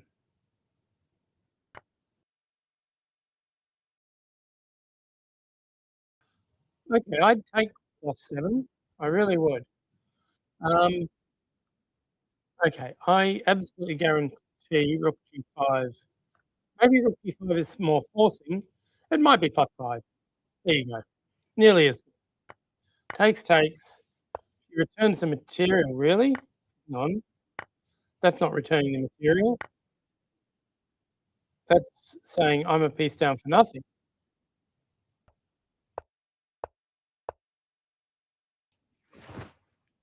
Okay, and Heather Richards has lost already to George C. with her favourite opening, but an improvement or an improved plan that she played almost instantly up to here, but had not expected G4, and this is where she started burning time. Now, G4 was played almost instantly by George C. So he obviously prepared this. Heather Richards went straight into her favourite line. You can always predict that people are going to repeat lines where they are very successful. Here, Richards had beaten players like Kostyuk, as we've seen before with this stuff. Yeah, she was almost certain to play it again, but G4 seems to be really good. And within a few moves, F5, she's in big trouble. Knight B5. Apparently that's a mistake. It looks great, but apparently Queen E7, giving up a piece. Rook takes on G4, bishop takes F5. It's incredible, but it's apparently better for black. Here, your king is just in big trouble, and it died. So bishop F6 was coming, and she's just a piece down, and hasn't resigned yet. Oh, what did she play? Hang on. Knight e4, bishop e4, rook e8. Okay, that is very clever, except you're now 2 pieces down. So George threatened mate, king h6. You would think bishop f3 would threaten mate again. Rook h5, king takes. I can go backwards, remember? Yep. But no, there is a really tough choice between knight f4, bishop f3, and g4, all of them leading to mate. So he's decided the piece that wasn't being used was the g3 pawn, so why not mate using that one? And now I strongly... Oh, hang on, bishop f3, bishop takes pawn was not mate anymore. So it had to be the knight f4 or g4, and Heather Richards, I would say, will resign here. So our third seed for the first time in the tournament is seriously challenging. He goes up to 4.5 points, which right now is only half a point off the lead, and there it is. So a crushing victory for George C. Against the only, one of the very few players in the tournament that had not lost a game yet. She had 3.5 out of the 4 games she played, having missed the first 2 due to illness. Heather Richards, if you recall, is already 42. So it's really not the peak of her chess career, but she's still completely capable of playing rather well. And it's hard to say whether this tournament is a bid to get back into the Olympic team, because whether...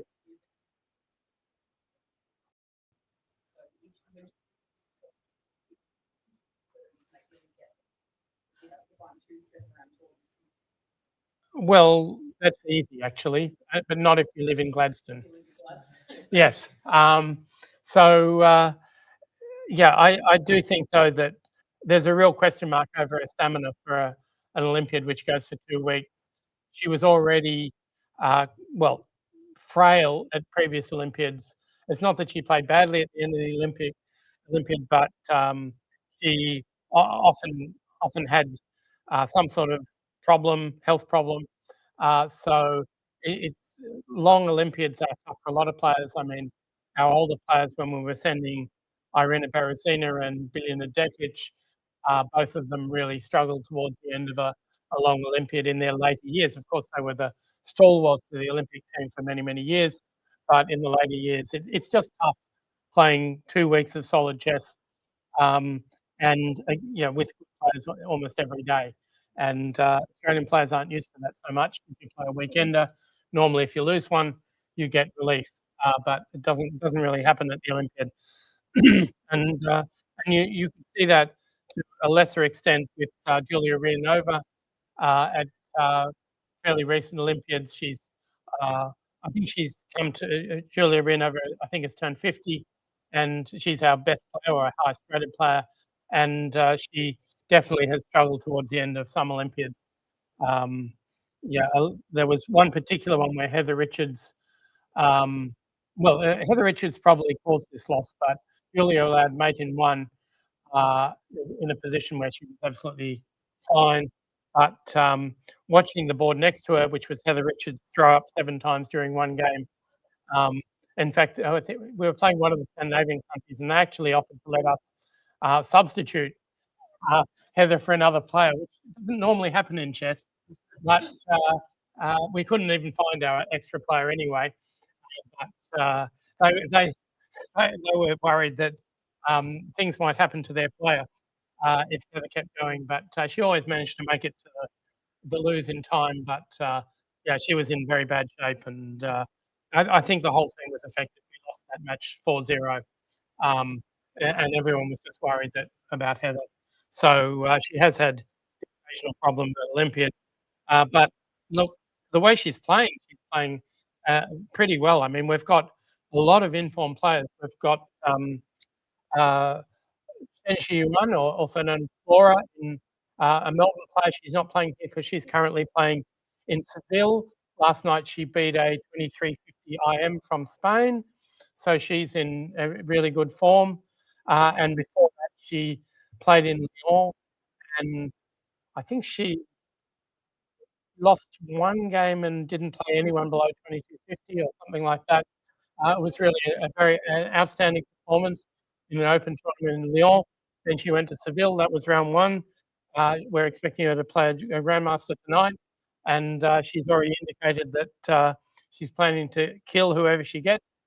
So we'll see how that goes. But that's certainly so. And the players who are playing here are being remarkably successful at the moment. Rishi Sardana and Grandmaster won last night. Um, uh, Zhang Nguyen is actually not playing, but she did play the Rilton Cup, gained 20 odd rating points in that tournament. And of course Flora is, well, I don't know how many rating points she's up at the moment from one of the big tournaments, but yeah, she is headed to, well, she basically reclaiming some of the points she lost during a down period, but she just she's playing for the period of the holidays, so she may well come home doing very well. You know, she got her rating over 2,000, did she? And is she overseas? Which tournament? Okay. Yeah. Well, we had about 10 Australians in the Hong Kong Open, which was between Christmas and New Year, and only a few of them came back for this tournament. Harvey Zhu was one of the ones who played in Hong Kong and then came back to play this event. It was a very tight timeline. Xiao Zhongwan went on, um, and there were other players. But yeah, winter in Europe is a very, very good time to play tournaments. Of course, the big Weichensee tournament will be being held there.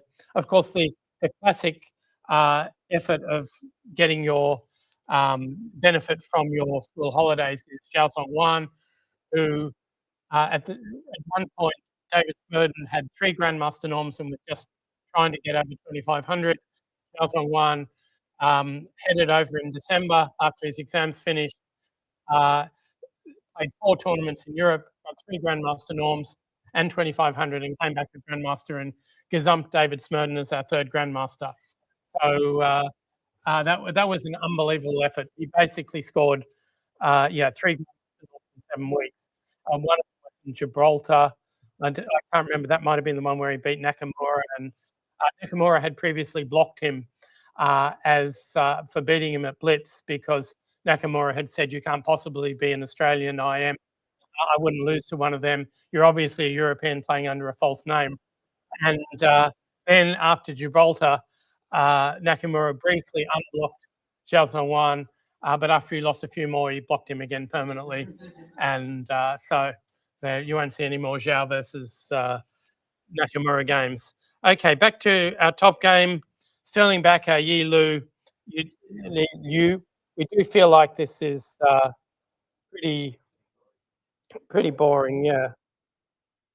White, yeah, even if White gets now B4 and C5 in, I think the sort of pieces we've got left on the board are not great for making a winning breakthrough or turning it into an attack.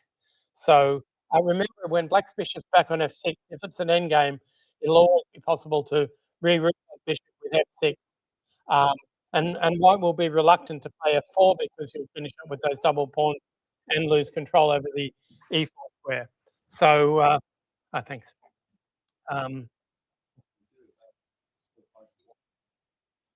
What does the computer say? Nothing. Right. And so yeah, so we've only had the one win, as far as I know. This is the point in the tournament where there might be a few people on the lower board thinking a draw might not be a bad result. Yep. And one of them is Min Ren, who has been the most unlucky player. Though this looks like a draw. I must admit, Pritam Kundu has been a baptism of fire, being the bottom seed in the tournament. And yeah, the uni student from Sydney, just has really struggled. But Min Ren, first round, plays right at Escalon, misses a series of quite spectacular mates, which he could have played, but he's still a piece up when he forgets about his clock and loses on time. Well, I mean, you can sometimes understand why you miss mates, but you can just win a piece. And second round, he gets queen against rook in an endgame, and they just as he's about to take his opponent's rook, the opponent claims move 50. He was going to take the rook on move 51. So Min Ren fails to win that one either. And after that, he was just so demoralized. He felt a bit, and he's now down the bottom of the tournament, thinking he would have more points after 2 rounds than he has now if he'd just taken his chances. So I'll show you the mate in round 1. Let's see. Round 1, Testlin was seated about 11th. So let's see. Where is he? Yep, Min Ren. Okay. Okay. I'll show you the. Okay. Testlin plays Queen A7. Not a good move. And after C5, Testlin suddenly realizes that his queen is completely trapped. If he takes on C5 with the rook, rook A8 wins the queen. Takes with the pawn, he did. Rook C6, and rook A8 is absolutely unstoppable. So he found a method of rescuing himself. Not a great method of rescuing himself, but at least he's not losing his queen. Now that would be good were it not for takes, king here. And now actually queen F8 is rather effective, but he went queen E5, that's fine, because there's queen H5 mate coming up. Bishop here.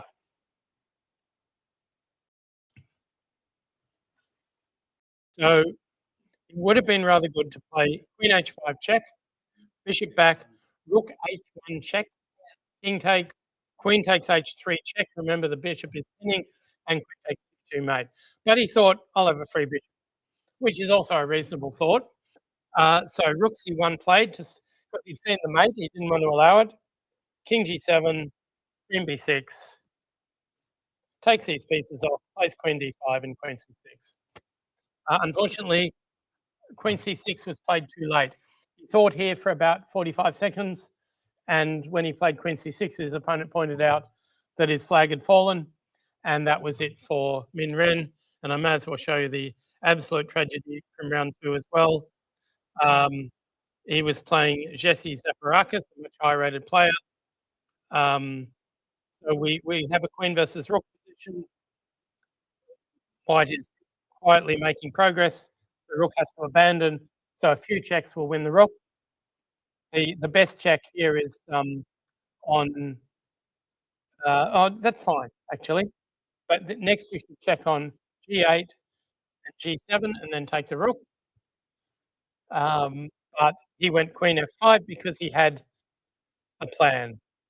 Now he mates the opponent. It's an absolute forced mate, but his opponent played an absolute brilliant move. For example, if you go rook D1, you go queen E8, queen C6, and queen B7. But the opponent found the move king D7. Magnificent move.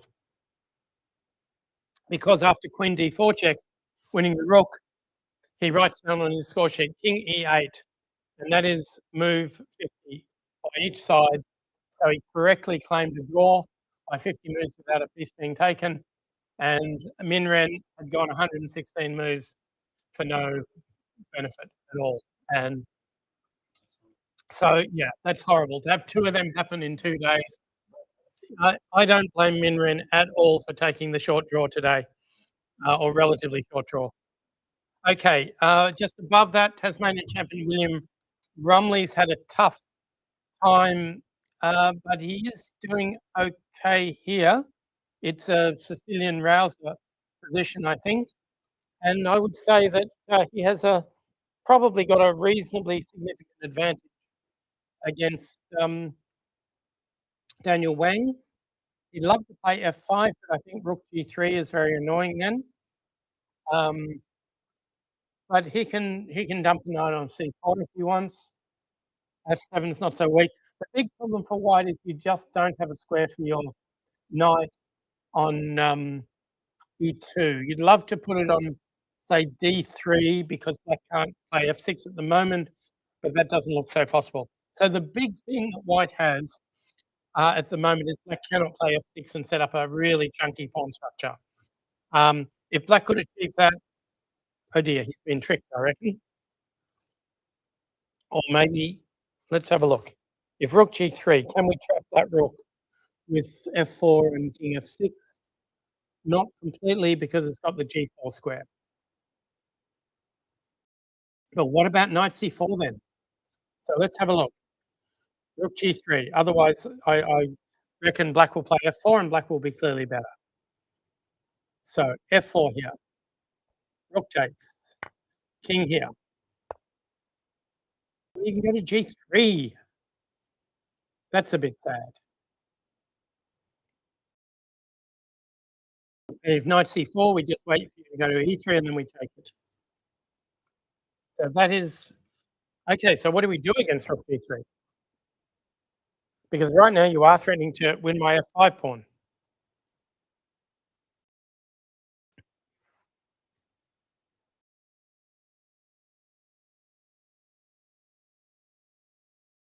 So what about f4? Rook takes and starting with knight c4.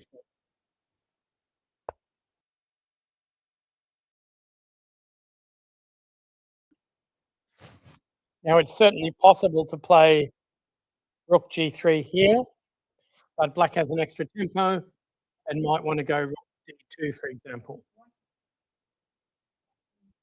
Oh, sorry, the king's not there. G3. Oh, okay, you can't do rook g3.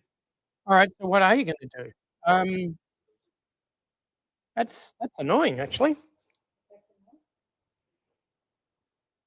Off the knight, then we're jumping in. And then king f6 will be a winner unless you go rook here.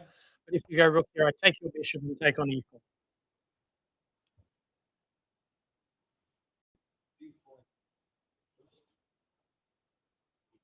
d4 first, but I'm threatening to take this guy. If I can get that, then my knight's going to have some good squares too. So no, it's got to be f4. And I mean, computer will say black is better here, and but not much. Knight c4, knight g1. Okay, if knight g1 is your best move, then you've got a problem, a big problem.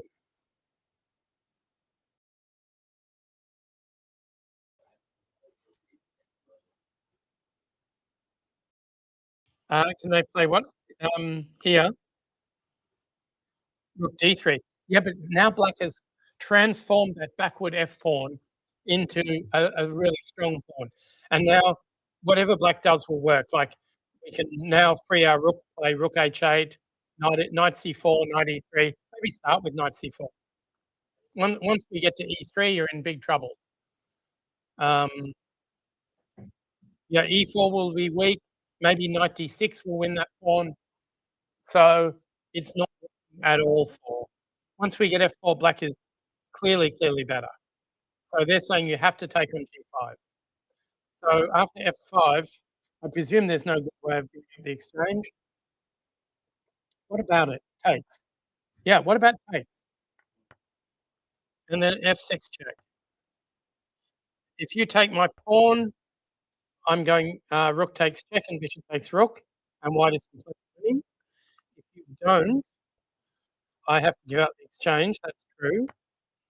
But I feel as if I'm going to have a great square for my knight on e4. So let's try it. Knight here.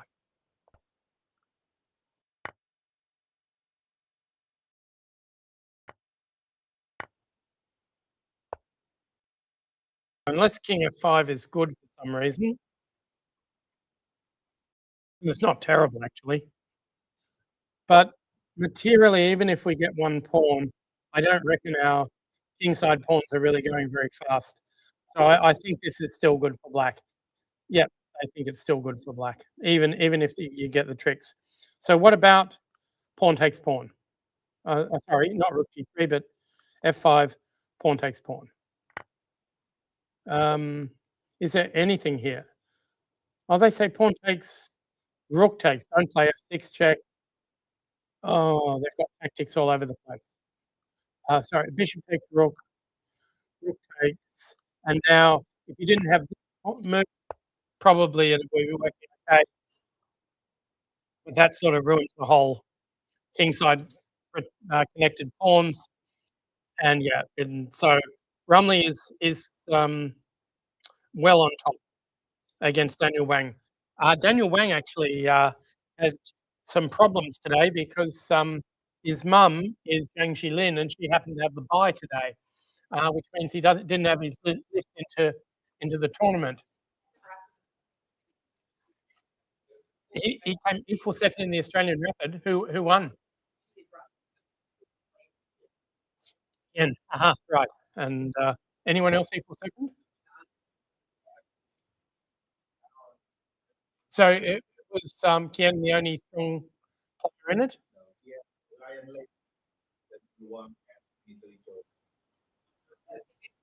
So only two championship players.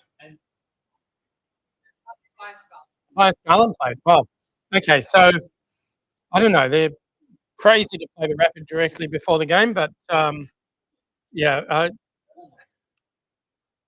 yeah. Okay. So let's see. Kien against Harvey Zhu. Well, this is genius. Knight F3, Knight G5, Knight F3, Knight G5 again. So he obviously knows that Kien has played in the Rapid and just wants to completely wear him out. Yeah, every single time you do that, he's going to be thinking, "Can I explain this? I'm playing a sensible player," and his clock is now no longer ahead of Harvey Zhu. Remembering, of course, Harvey Zhu is a time travel addict, and Lee is not. But wow, one of these days, White might even take that bishop on e6. You never know. We do seem to have another result, and it was Ryder Testelin beating Aya Scarlin, and she played the Rapid. Big mistake. Yep. No, we left it. It was a ridiculous piece sacrifice, and as soon as White got developed, it was going to get worse and worse. And well, this is worse than you could imagine. Yeah. Yeah. No, this was some sort of Queen's Gambit, I think. Oh no, Nimzo, you're right. Queen's Gambit sort of position. Capablanca Botvinnik style with G4 that well, evidently it worked because it's been like Kasparov, I think, or similar, and it worked when he played it, but nobody else seems to make it work except now Ryder Testelin. But that is a bizarre sacrifice given that only a few minutes on it, 6 minutes on it. And I strongly suspect that you forgot Queen F6 could be answered by Queen E1. Ryder, any? That's my guess as well. I was stunned when I'd already seen a Queen E1. I didn't think I was going to. Yeah. So yeah, here. No, I mean you're not even going to get one of these Paulette mates with a Queen on G3. So the bishop can go to G2. Although here, yeah, no, it's all over. So Bias Garland has totally collapsed. The player who drew with two of the top three seeds in the early round is now dropping a bundle rather badly. So Bias Garland, if you recall, is just 18 years old, and she has won, I would estimate, 10 tournaments in New South Wales over the past 2 years, and they include the New South Wales Championship and the New South Wales Open. So she's been astonishingly successful. The recent October weekend, she finished with 7 out of 7, beating Igor Bielobruk, amongst others. And yeah, she's had an amazing run. Hasn't won everything she's played, but really good strike rate of tournament victories. And yeah, here it's just something's gone wrong. So now she drops down. She's even below 50% now, is she? No, she's sitting on 50%, but pretty sad for someone who'd been playing so well. Okay, back to our top game. where Yi Liu is up against Sterling Bakker, both of them former Australian champions. Yi a little bit older, Yi 28, 23 for Bakker. So here we have the end game we've long been predicting, and Black has resisted the temptation to play d4. It might happen one day. But right now there is a bit of a threat. It is to take on c4 and then put your bishop on d3. May not be or anything for Black, but Black's probably doing okay. In fact, I would judge this is very slightly better for Black. It's just harder for White to do anything with those double pawns. So, sure, you could put a rook on d1. You could play bishop c3 if you want. You can even play b4 if you want. But there will be some endings where Black will take on c4 and have a working majority on the queen side against the double pawns on the other side. Before that, Black would probably like to put a bishop on d3.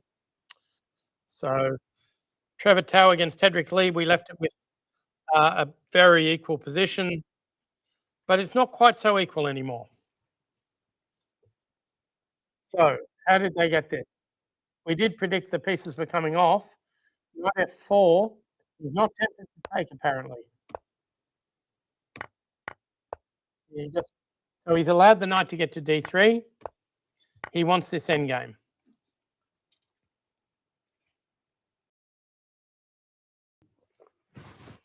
So if White absolutely sits tight here, I would say this is completely drawable. Yeah, you'd need to put a few pawns on White squares, maybe g4, h3, but he went e4, and that already sows the seeds of defeat because his d4 pawn has just been weakened. So f6 played. I don't think White was planning to play e5 anyway. g4. Now his king's tied down. I think I'd prefer king f2. Bishop c7. So at the moment, if he goes bishop b6, you can go pawn takes pawn and knight f4. And that should be good enough. Oh no, it isn't because of bishop d4, and your queen side falls first. So he goes knight c1. He has to go 100% and put the knight on e2. So Trevor Tao is well and truly getting on top here. This is exactly the sort of ending that White wanted to avoid. And now it's really a question of how Black enters with the king. You're going to put a bishop on b6. You'll probably let White do the swapping on d5. You can easily... Oh dear. Yep, so he's trying to ruin the White king as well. I actually think this may not work. Knight e2, bishop e3, take, f4, king f7, king here, bishop d2. Now we have some freedom, but maybe it's not enough.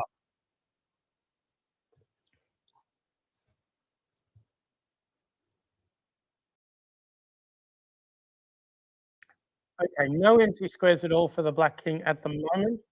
Can we keep that the case?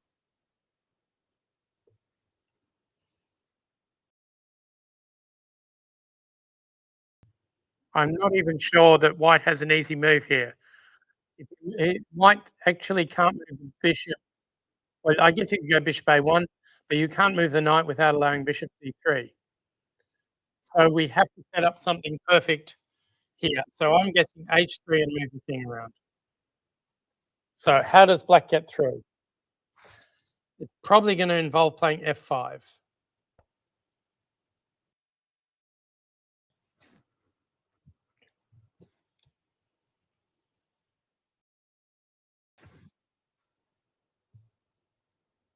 If g5, Black's king will walk in via g6. as I said, with knight G3, or maybe knight G3 will win a pawn something. So can we actually do that, or is there, let's see, knight here, I pass, and if king H5, I've got a knight check and the F5 pawn's weak. So what if I just start with that?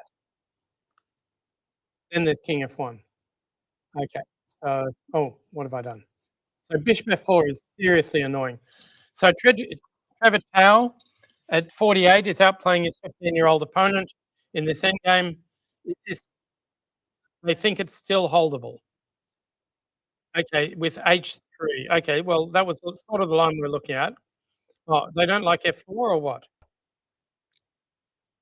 They think it's still okay. F5, G5. No? F5, they still think you can play G5. Okay. King F7, pass. All right, they're saying H4.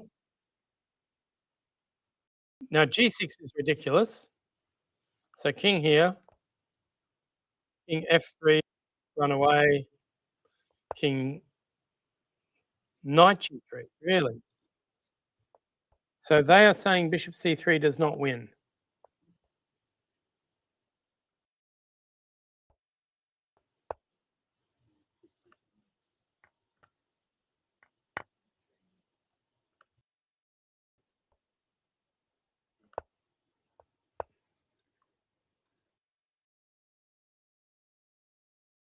Still no entry squares for the black king. You can play knight b4, but you can't actually get your king in. So this is holdable as long as technically is willing to sit tight. And that is very hard to do. Sometimes you feel like your opponent's going to keep making progress. You want to try and resolve things before they cause you problems. But here, oh, they've already done this, though. 92, bishop e3. F4 actually played. Okay. So, yeah, basically, black either has to go h5 or f5 in order to create an entry square. And after h5, white's just going to go h3 and try to ensure that it doesn't really make a difference. So well, anyway, we'll see on that. Okay, Harvey against Yen.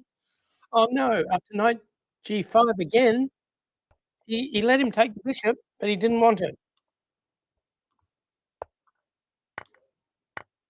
Hang on, this involves. Oh no, okay, 96 still doesn't do much. Yes, it's going to go back to f3 again. Yep, and played. Okay, objectively, I have no doubt at all that black is better. And I would think you could, yeah, I was about to say, attack the e pawn, and white is very badly placed to prevent that. Queen c6 might have been a move early because we do have knight d5. Hang on, do we have knight d5 here? Or is bishop takes just winning? Yep. Queen b4. Yep.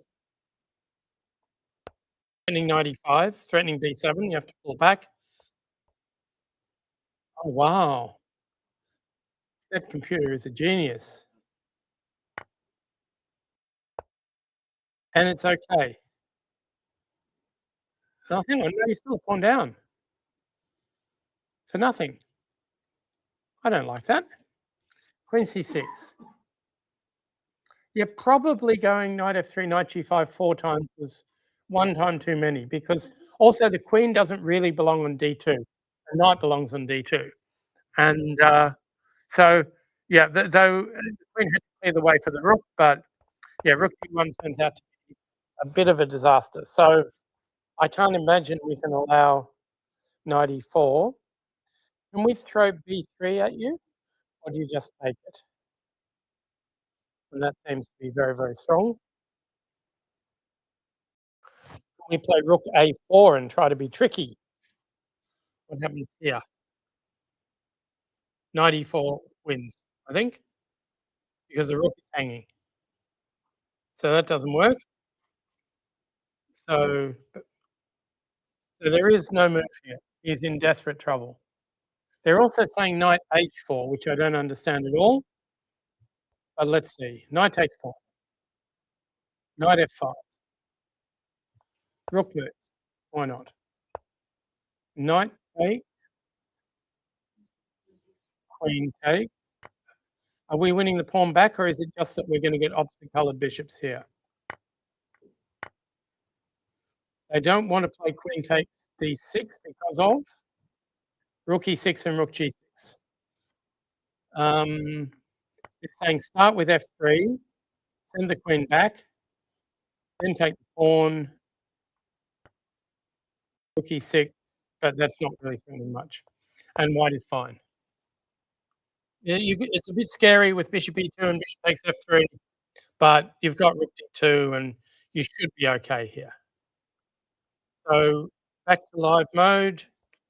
He hasn't played knight d5 yet, but I prefer knight h4 a lot.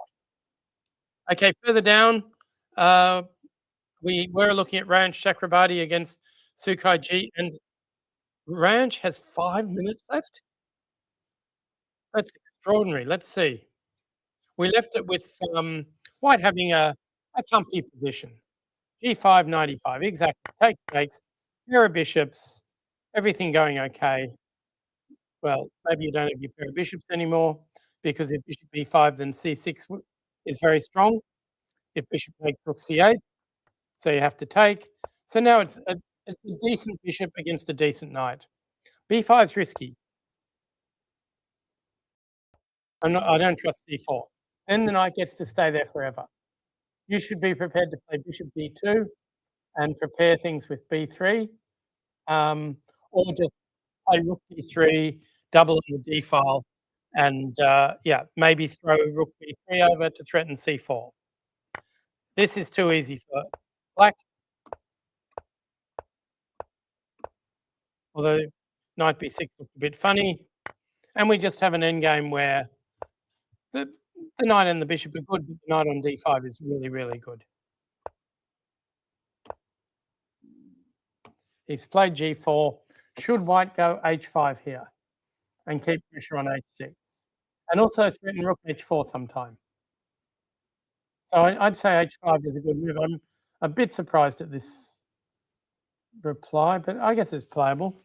So after h5, you could swap on c5 and play knight d7, but bishop d4 looks fine. Yeah, so h5 it's got to be the right move. And they say white is actually better now, which is quite remarkable. But just because of that permanent weakness on h6. So Chakrabarti, even though he's 40 minutes behind on the clock, may actually stand quite well. So now we've got Barman Kargosha, who is a piece up. No, he isn't. Just took a while for the pieces to get there. He's a solid pawn down, in fact, against David Cannon. We left it when it was fairly equal, I must admit, even slightly better for Kargosha. Sorry, yeah, it was another Queen's Gambit with 92. We've had so many of them. Knight f8, b4, and now he wants to get black to play c6 so he can play b5. But that's a fraction early here, because of c5. Yeah, I wouldn't even play a4 here. I don't need it in order to play b5. I want that square for my knight. So I'd probably play rook ac1 to start with, and then maybe knight a4, c5, or and b5 I can do any day of the week. I don't think black's going to play b5, which is one of these defenses, because you usually play that when you can dump your knight on c4. That's not going to happen here. Now, and unless white can use his development advantage, this looks like black is at least equal with that pawn stuck on b5. So a whole lot of one-move threats, all stopped. Finally, we're ready to develop.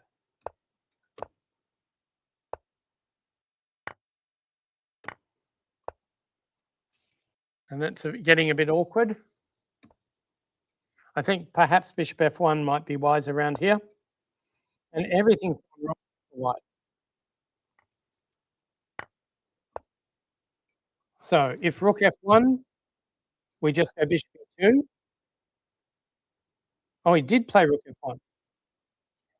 And that just was more peace. Well, what about starting with? Well, right now you're a pawn up. So what can we start with? Queen e4. But you can, yeah, because then I might have a perpetual. Of course, if you swap and take on a2, I'm sure white will survive that. After queen e4, is there some super trick like rook e2 or rook d1? Yeah, but I've always got this queen check. And then I can play h3, and you haven't even got my f2 pawn yet.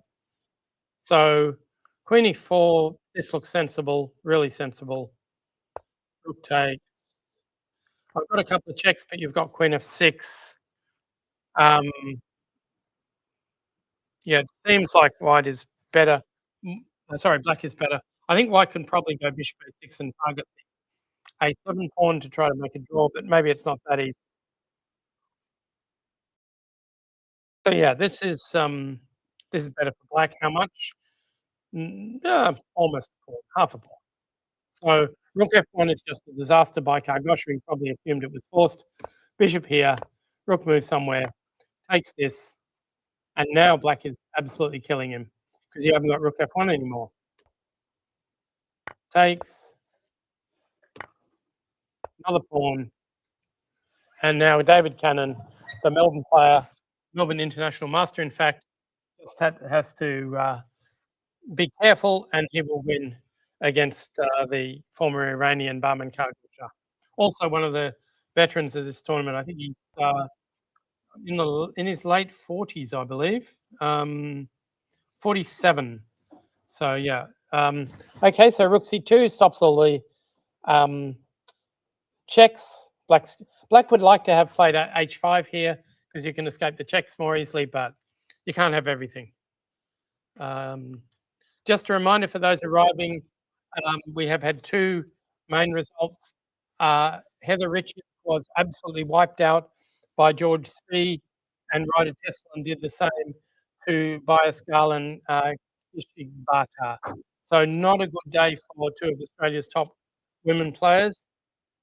And we also had a drawdown on the bottom board, understandably, between two players who weren't having a great time, Pridham Kundu and Min Men. So let's go back to our top board where we thought things were working out well for black. But this is a bit weird. Bishop b4 play. So the idea is to jump in on d6 and follow up with d5, I guess, which is why he started with pawn takes. So now if bishop takes bishop d3, why can't you go e? You can't go e4 because you're pinned. Okay. So bishop d3 looks like it's absolutely dead equal here. You can play bishop c7 later. All the pawn endings are going to be pretty good. Now he knocks your bishop out of the game. Presumably he will play rook d1.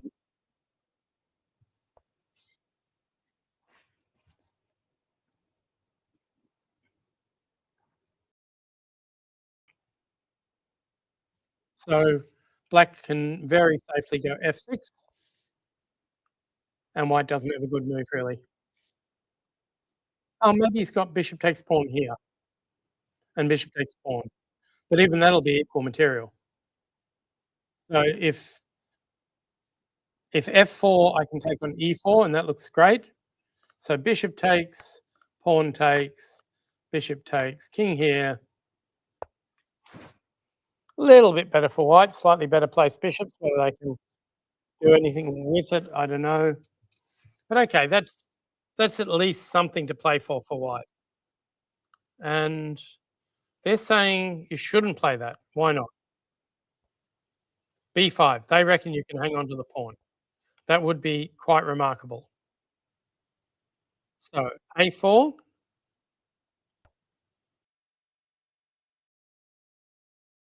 I want bishop checking king b7. They're also mentioning f5 because you can't take en passant. So that also looks okay. So that means if that's true, then he has to take back this guy and then I presume f6. No, they reckon you can take. Oh no, sorry, it's not protected. You're a whole pawn up if you take on d6. So if he wants to, he can't keep material level by swapping because then rook d2 check. So right now, yeah, bishop, he took on c7. Really? King take. Oh, sorry. No, back to main. Okay, that's what's happened. King e3, and he is happy to allow e5 because he hopes that he's got a better bishop, and if white ever plays f6, then the bishop won't come out for a while. This looks really scary. b5 is the only move to get an advantage. I don't think it's much of an advantage. They'd rather doubling on the d file is roughly equal. Seems reasonable. Tedrick Lee in trouble against Trevor Tao, but they have an ending where the real question is, okay, he moved the knight to g3.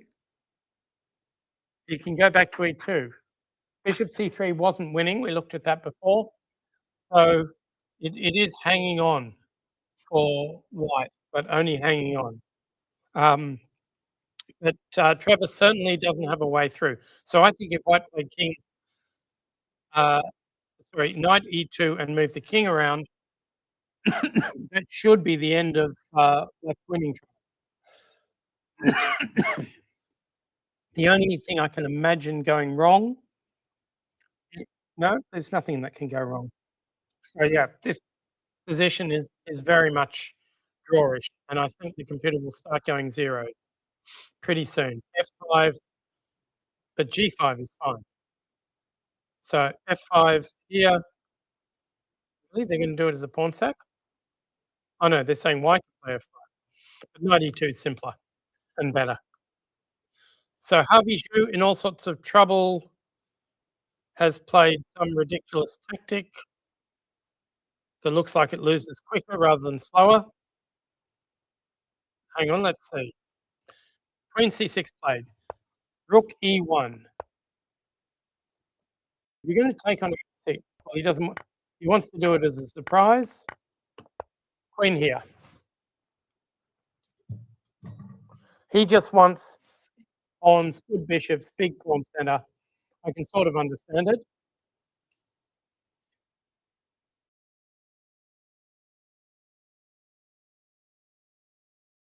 So it doesn't look that great. I don't know. Let's see. What if we play b3 here? Queen takes queen. Bishop takes.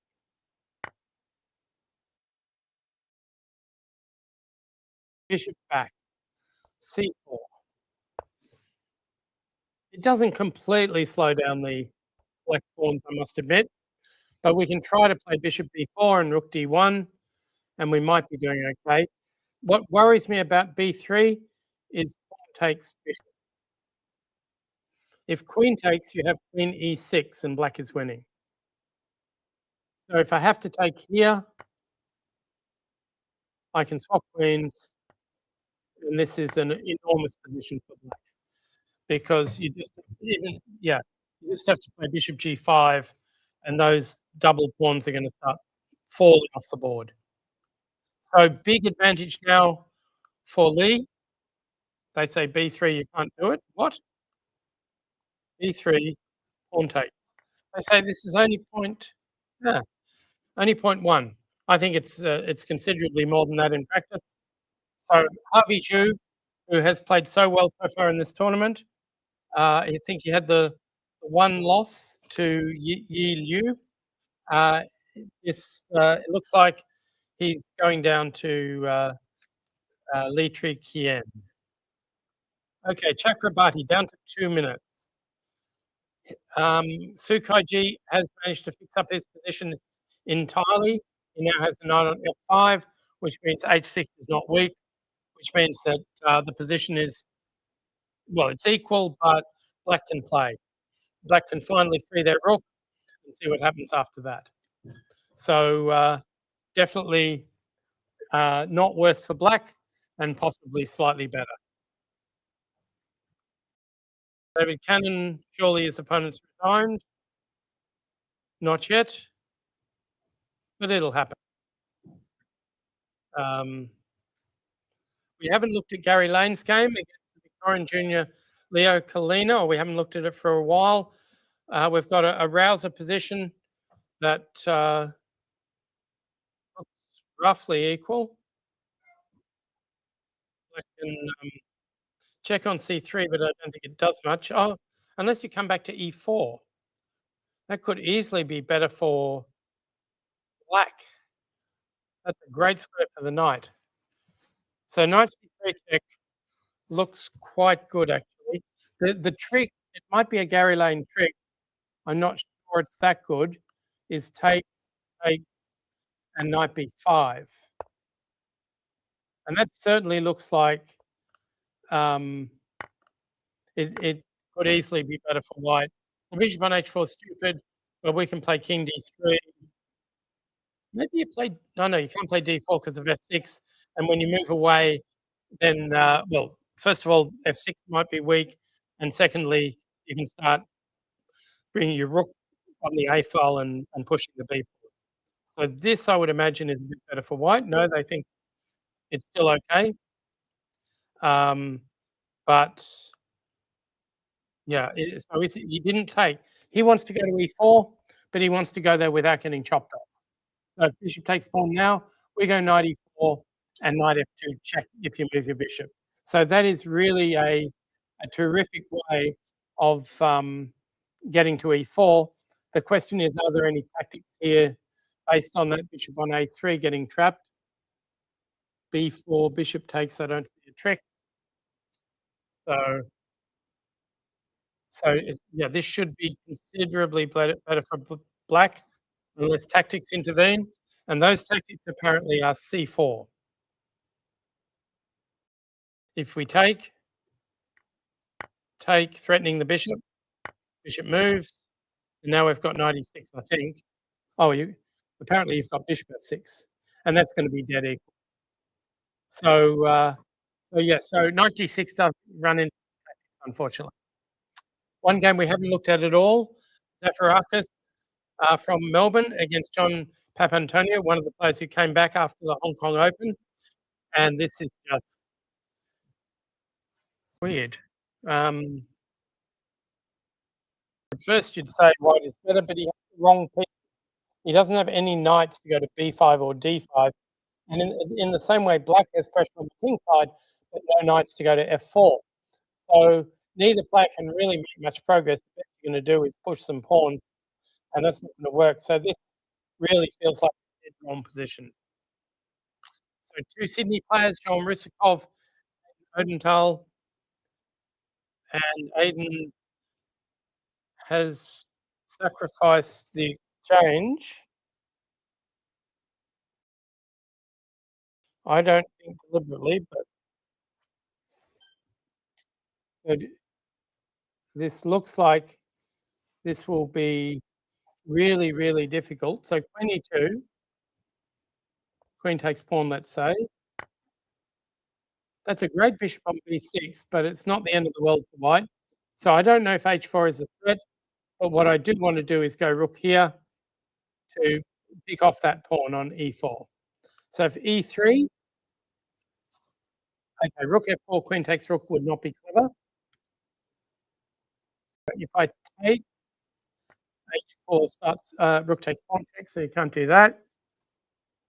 Queen g5, I reckon I can go queen f3, and then rook f4, that's okay. So it's a good try, but white is still better with queen e2. They say they want rook c4 instead of rook a4. I think it's the same thing. So how did we get this? We had a pretty normal sort of position, black with the initiative. Very much the initiative. Okay, maybe he overlooked h4. because now that knight's going to settle on f5, and you're going to have to take it. You're going to have to take it.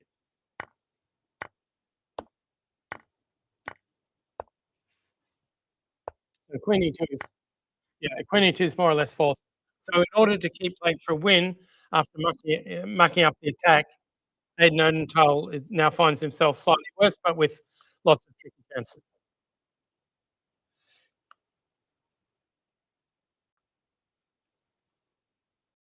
So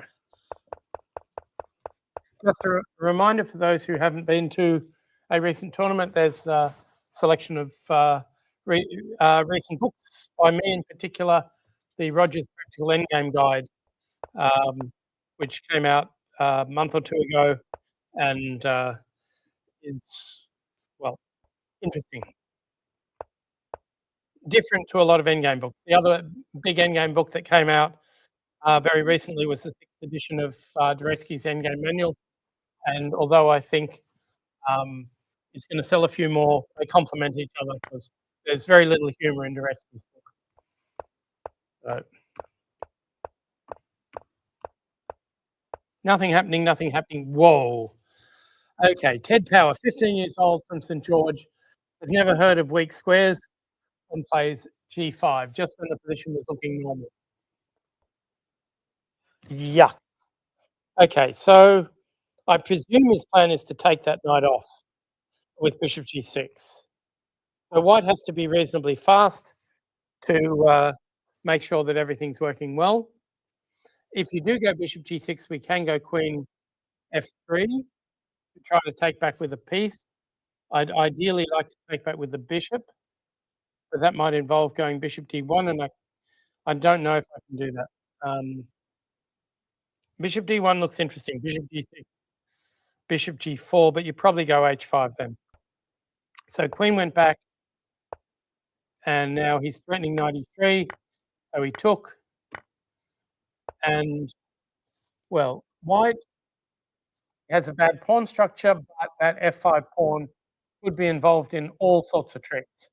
Most important thing for white is to keep pieces on the board, to generate a mating attack. But for example, is rook E6 a move here, for example? Pawn takes check, king walks into a pin, pawn takes knight. Looks really interesting.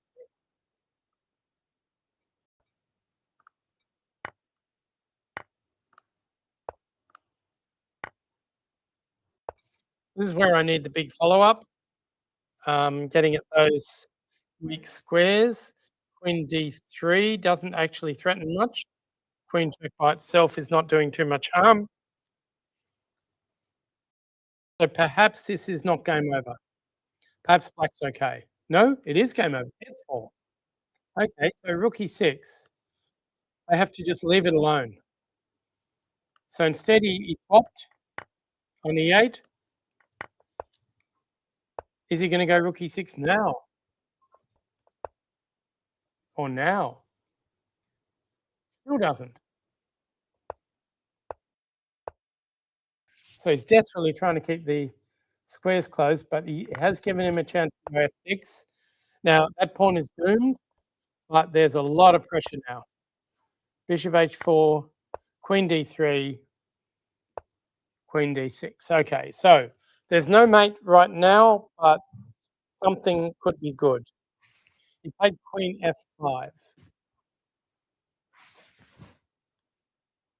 So I suppose black has to go King G7 now.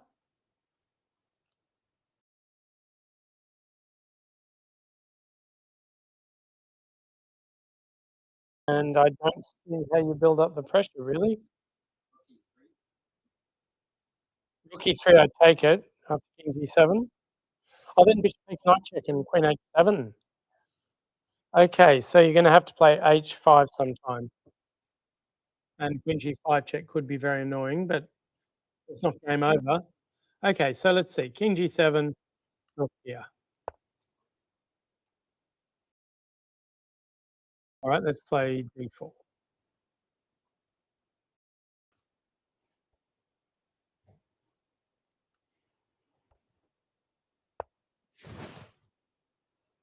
Oh, bishop f6 check again. Okay, rook g3 is a serious one. So queen f5, Terence Tang, Sydney student, is piling on the pressure. Right now he's down only one pawn. That's pretty good value for only one pawn. And yeah, but he was struggling to keep the position closed. Perhaps he had to play rook g8 or something like that here.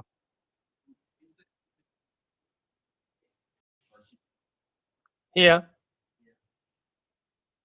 Okay, queen c5.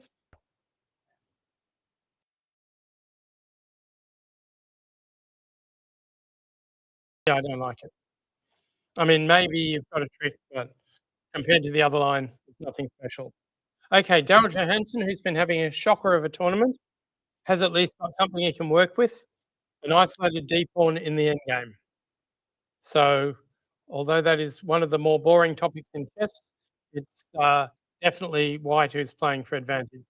So we left it, yeah, with Johansen just having control, black having not organised any sort of attack on the king side.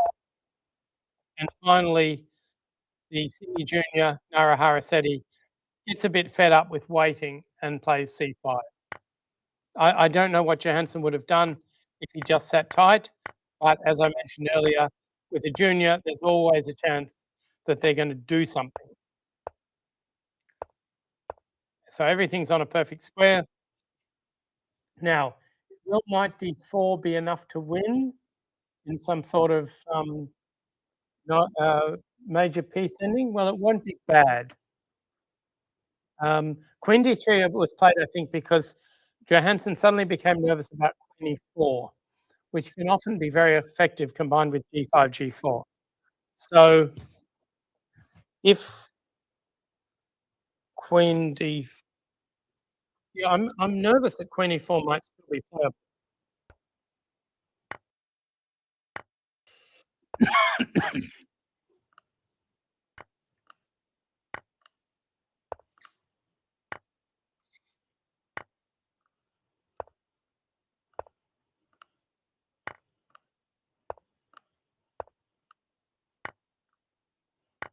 And here, yeah, Johansen would have small chances to win, but objectively, this is completely drawn. So after queen e4, maybe we don't take, but the white knight is not really on an optimum square here. D3 wouldn't be a bad square, but not easy to get to. So queen e4 is probably close to dead equal here. And you've got to be a little bit careful. I mean, if black has a chance to go rook b1, rook b1, you could actually finish up a bit worse. So the reason I was taking that knight on d4, by the way, was actually, we don't have to do that. It's a lot easier for black just to go takes, rook here. Sorry, not rook there, but just pawn up here. And that's going to be an easy draw. Yeah, you've got g4 and this sort of stuff, but like you've got to worry about rook c2 or even rook c1, rook a1. So my guess is that as soon as rook c2, you're going to have to play rook d5. This will be all zeros, I reckon. Yeah, all zeros. So Johansen is having real trouble. Queen e4 has been played. So Johansen is really, really struggling to make anything out of this position. So another junior causing him worry. Back to our top board game. Both players are getting quite short of time, and we're only at move 25. Hang on, yeah. So all in all, this is looking like swindling time for white because your position is a bit of a shambles, isn't it? So the only chance here is f5. You're 3 to 1 down on the other flank. So you're two pawns down, but you can play this. So we can either take or go bishop f7. Let's say we go bishop f7. I'm a little bit nervous about f6, but let's say king takes pawn. Then I double. threatening to take the b pawn. Maybe f6. I definitely can't afford, I reckon, to take all the rooks off and just allow black to play c5 for free. But f6 looks really interesting. I don't know exactly how I should handle that. Maybe bishop g6. So what if you start with f6? I can just go bishop here, I reckon. Not completely sure. There is rook f6 now. Oh no, but it doesn't help. So it's completely winning for black, isn't it? No. Rook ad1. You're not threatening to swap. And you are allowing a5. That is super curious. h4. That's their new idea, to force the bishop back to f7 without playing f5. A reasonable plan. But all the chances with Bayaka now. He's slightly behind on the clock, but everything else is going okay. And in a way, he's just played his normal, sensible style. That is, his opponent let him take here and rescue his bishop. So he encouraged his opponent to do strange stuff. Again, here, you could still play e4. Well, you could still play rook d1 here. Instead, he swaps and decides to let play b5. And now he's passed back. Take. And this is where we saw rook d5, f5 played. Okay, so he's going to go. Oh no, he has not played f5 yet. Is that even the best move? They don't think so at all. But notice how a bit more thinking time, and Stockfish 17 has decided that black's advantage is really significant after rook ad1, whereas originally it was its first choice. So Trevor Tao trying to beat Tedrick Lee. Lee has mucked it up a lot, and more so by allowing a swap of pawns on the king side. Now black's king will always be able to make it. Will he? If he goes f5 and white sits tight, will he be able to make progress? I think he's planning knight e6, knight f4, or will h4 work? So white's bishop still has no sign of life, but this is a little bit more, a bit more difficult to hold. And to be honest, if the computer was saying knight h1 was the best move, it's not going to happen. Apart from anything else, bishop h4, and white has avoided that swap throughout the whole of the ending. Harvey Zhu in desperation mode, but this is looking really, really bad.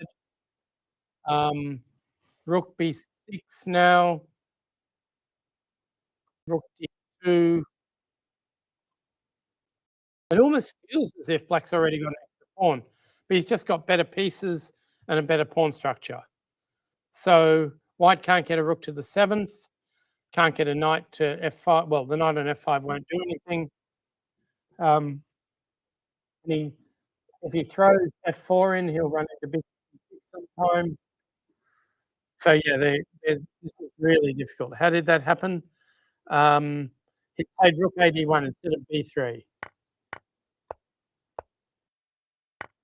And he allowed that.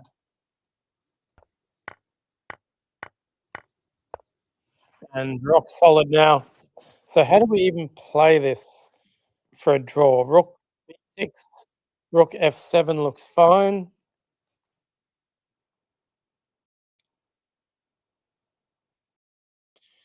Yeah, rook d2, black probably will just double. It's absolutely fine. So I don't know if white is lost here, but it's very, very close. Yep, that knight h4 is the best move, and it looks like you're going to be a pawn down for nothing. Apparently, you can generate a little bit of counterplay, but it's better than rook b1, which is something that no one really wants to play. So Li Triqian, who currently is sitting a point off the lead, could be the leader after this round because Stellingbacker is a point behind Yi Liu, and if he wins, then the whole tournament is thrown wide open. And you could also think a draw on board 2 is completely possible. So f5, bishop f7 played, king takes e4. Hang on, other moves were played. Rook a3, rook here, f5, bishop f7, king e4. That's, I guess, because that's directed against black doubling on the d file. He's at least tied up black a little bit more. And there is no rook d4 check. So this makes sense. Now the question is, do you want to go a5 or not?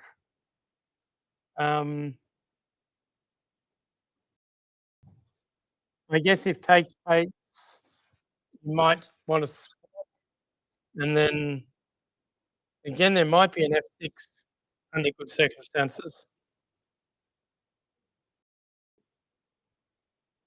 Rook d2, we just bring our king back. You want to grab that pawn, do you? Oh, he's played rook here.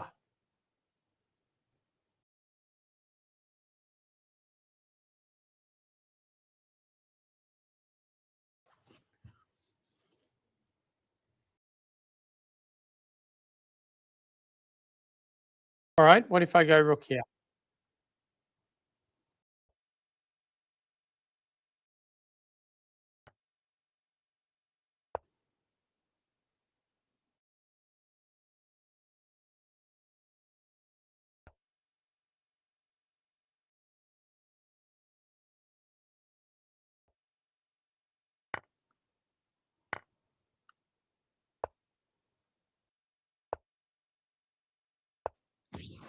And I would say big advantage for black because you've stopped all the threats.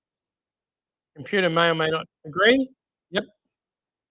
So here, you can't afford to double on the A pawn because everything comes with check. If you play f6 here, I think the plan is to take it. If rook takes, we've got bishop g6, and we'll win a pawn. So you need to take with the pawn, and then perhaps e5 is nice and simple because we have rook d4 check all the time. We don't need bishop g6 check because it just sends the king back to a better square. But we and also unblockades the pawn. But rook d4 taking on b4 will end all of those queenside attacky ideas that white has. So definitely looking good. Rook e8, great move. And I wouldn't be surprised if Yi Liu runs into serious time trouble here. So Bayaka has had a great run, really done well. Trevor Tao trying to grind down 15-year-old Tedrick Lee. Yeah, well, one way of winning this will be if Lee gets into time trouble on the second time control, and he's already used up 13 of his 30 minutes after move 40, and it's only move 42, and Trevor Tao's nearly an hour ahead. So, yeah, if Lee cannot see a plan for black, he should just be moving quickly because he will need the time later when Trevor Tao starts setting him problems. Okay, David Cannon has one with his multiple extra pawns. So that one's over. Gary Lane is still in trouble, actually, with that offside bishop on h4. But he is threatening the d5 pawn. So, oh no, e5 just played. Why can't he take the d5 pawn? Where's the knight fork? Where's the trick?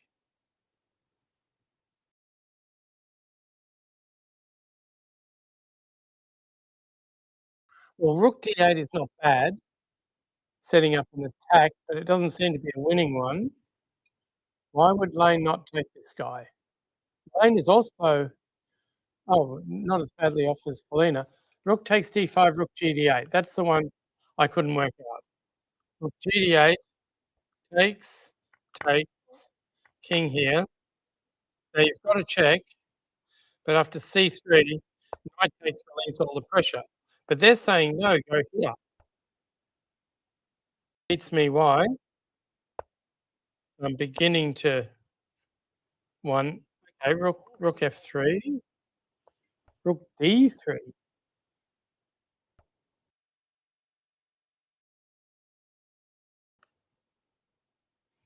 If rook back, bishop d2 is winning, is it?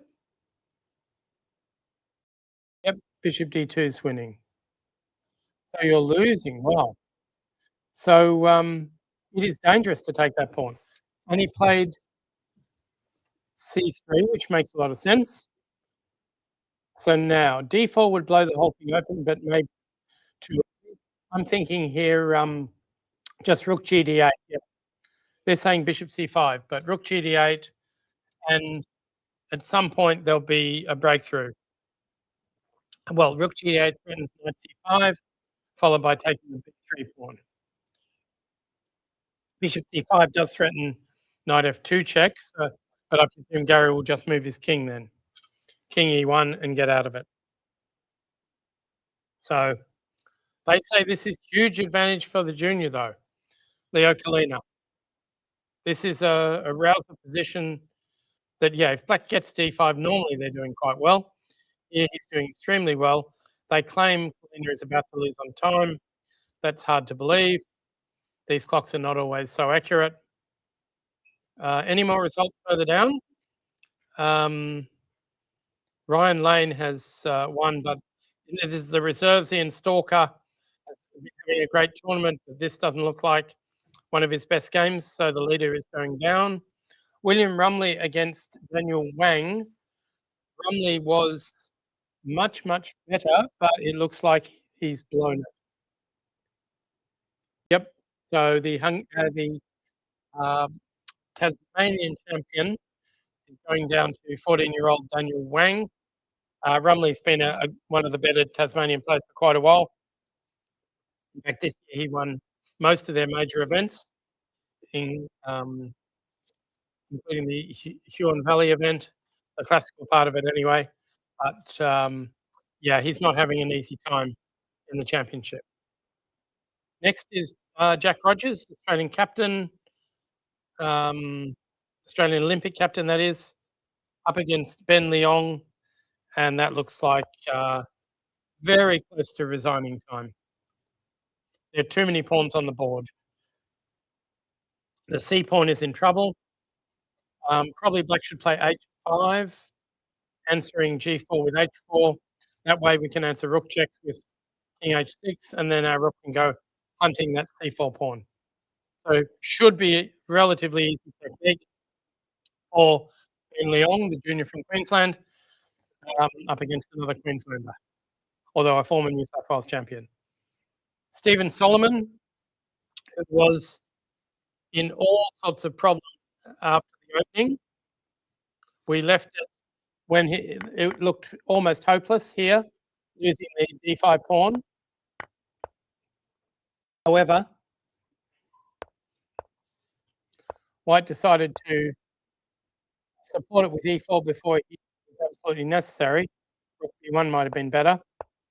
So f5 fights back. And the real problem for White is you have ruined your pawn structure here. That is, you've got this isolated d pawn now. And that means your extra pawn isn't worth as much. And Solomon is now headed straight to a position where the knights are good, but he can draw. And, well, at the moment, actually, he can't go rook a4. So with rook e4, a little bit careless. Rook d4 might draw. Oh, no, you're not threatening mate, though. So where can we go that we threaten mate? Rook b4. So how about starting with a5? You can't play knight f5 because of back mate, and then we've got time for something like king g6 if we need it, or king g8. a5 played, rook a7. We can go a4 if we want. I think we probably want. Yep. And Solomon should draw this against the Sydney Junior, though he doesn't have a lot of time. Georgia Hansen, on the other hand, was struggling to grind down Sai Siddharth Narahara Sethi.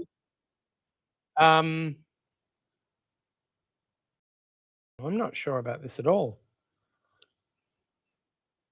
Let's have a look. Rook takes. Rook takes. Bishop takes. Knight here. Then we don't have time for b3.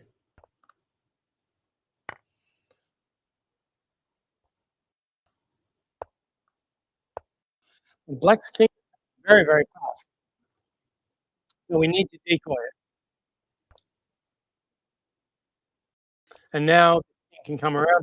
If you go too far, there's bishop one, unfortunately. So this is drawn. Black's family.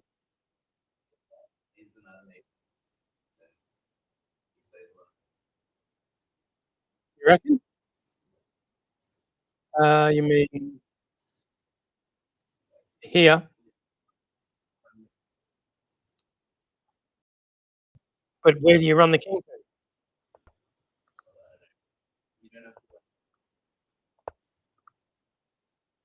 It'll get there eventually.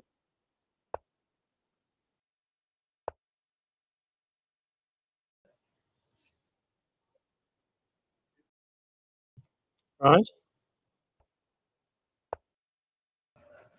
Don't go king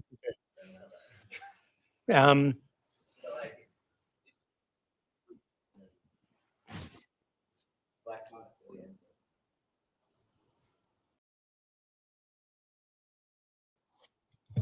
It's true. Okay, so let's say white plays a nothing move now. So I presume b3 and king d4 is not good enough. The pawn's on one side of the board. Okay, but we do have a plan here. Let's say we freeze your knight.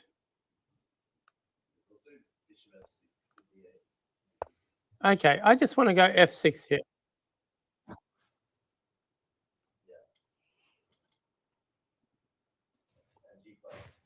And g5, if you take, I get an outside pass pawn.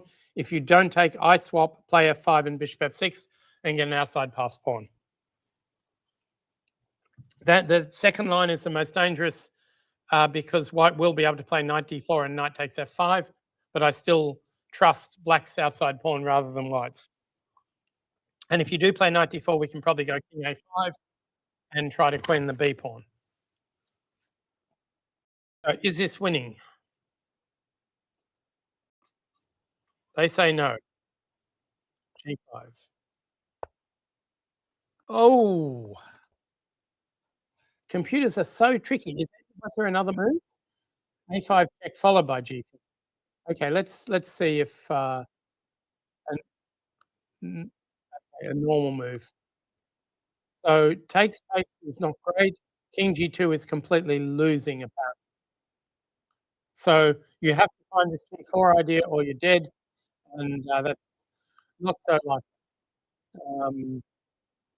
Okay, let's see. What's so good about this?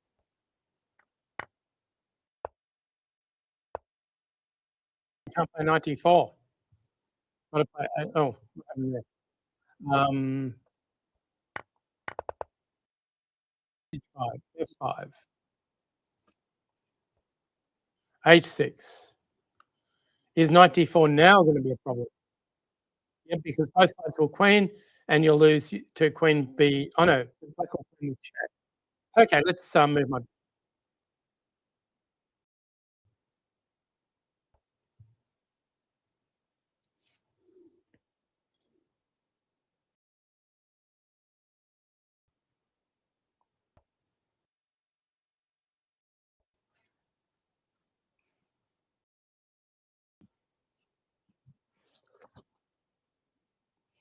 My problem with black is there are two outside pass pawns. One of them's going to be guarded by the bishop, one's got to be guarded by the king, and that probably means I can't do anything. I can't create my connected pass pawns, which might win the game, and white's knight is stuck where it is. Okay, knight d2. I'll move my king, but on e5, I'm vulnerable to knight c4 check, so I should have gone back to h8. But okay, not working too well. After knight d2, he did not do that. He played rook a. 1, allowing b3.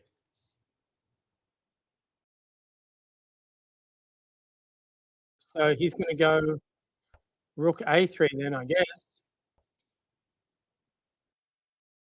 And white is better, but they're claiming you can't do anything. Yeah, well, I don't think I want to take on e4. Or do I? Hang on. Let's see how we go. What if I took on, yeah, what if I take on e4 now?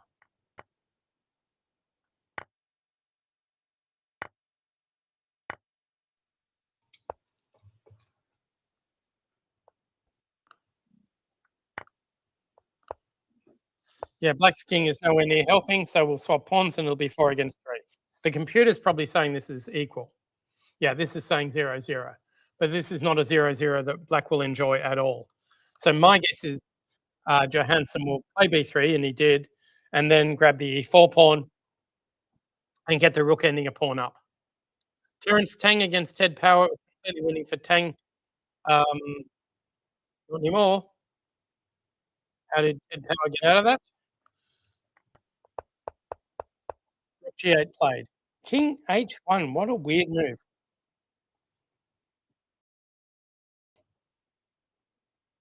I was thinking rook e5. Maybe it doesn't do too much.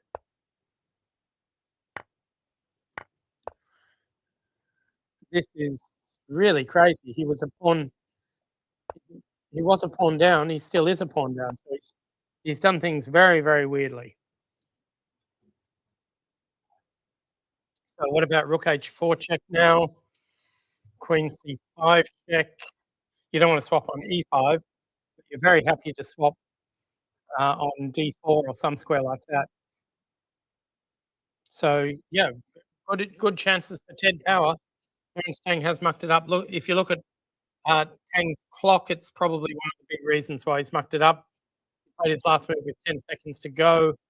The gradient of the game is definitely in his opponent's favour. So just a reminder for those who've recently walked in, you're watching round 7 of the Australian Chess Championship. There are 11 rounds, and first prize is $3,000, which is by coincidence the same prize money as the last Australian Championship. And if you go back to 2012, it's the same prize money as the 2012 Australian Championship. So prize money certainly hasn't increased much over the years. The difference is also, and one reason we don't have so many strong players is the organisers no longer offer conditions, whether appearance fees or accommodation to the players. So a number of the grandmasters weren't too happy with that. Certainly, Daryl Johansson agreed to play with no conditions, but he was a bit reluctant about it. But he just wanted to play a rare tournament with 1 round a day, because when you're 66, 2 rounds a day can get a bit tough, and 3 rounds a day in Ballarat can get even tougher. So,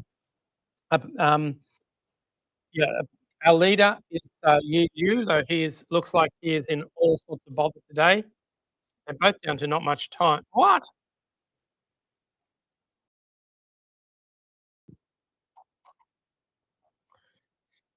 That is unbelievable.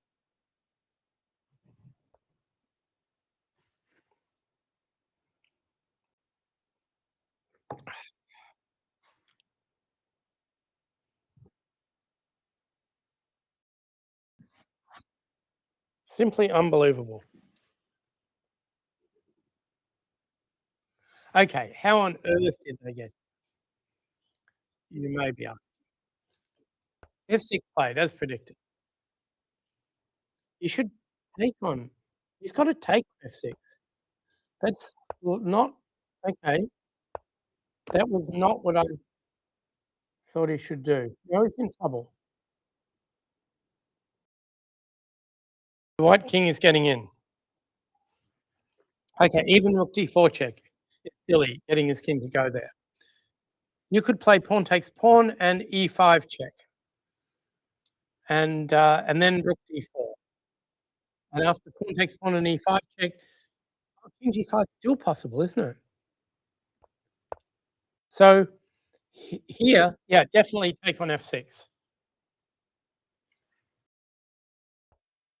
And take on f6. If rook takes bishop check is very strong.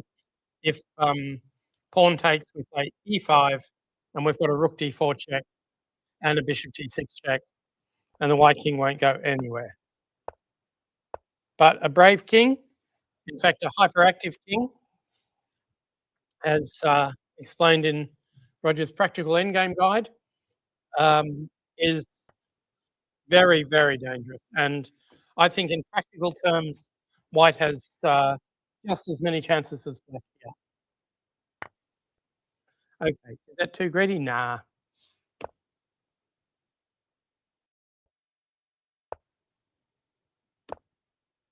Okay, that is crazy.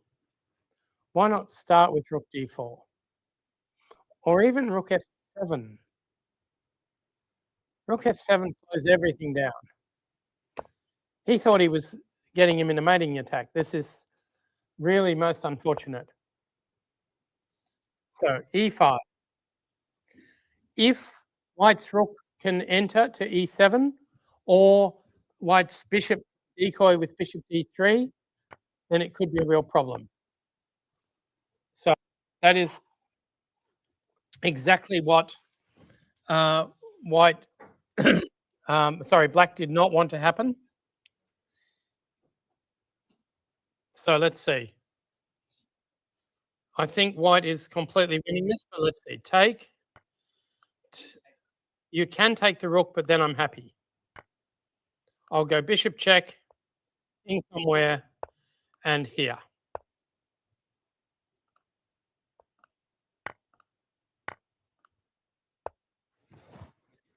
Now, I think I'm very, very quick, but maybe white is very quick too.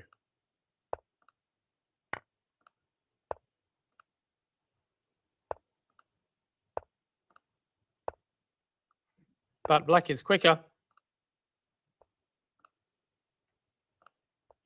And that's winning because if you queen, I can go queen check, swap the queens, and play b4, b3, and so on. So that is what he's planning to do. Instead, he moved his bishop, his rook. And that makes white's life a temper quicker because you get rid of the, oh, maybe not. Okay, you're not getting rid of the g6 pawn that fast, but let's see. Check. You could play king g7, but you get pinned. Okay. So queen, take, c5. This seems a lot slower, but maybe it isn't.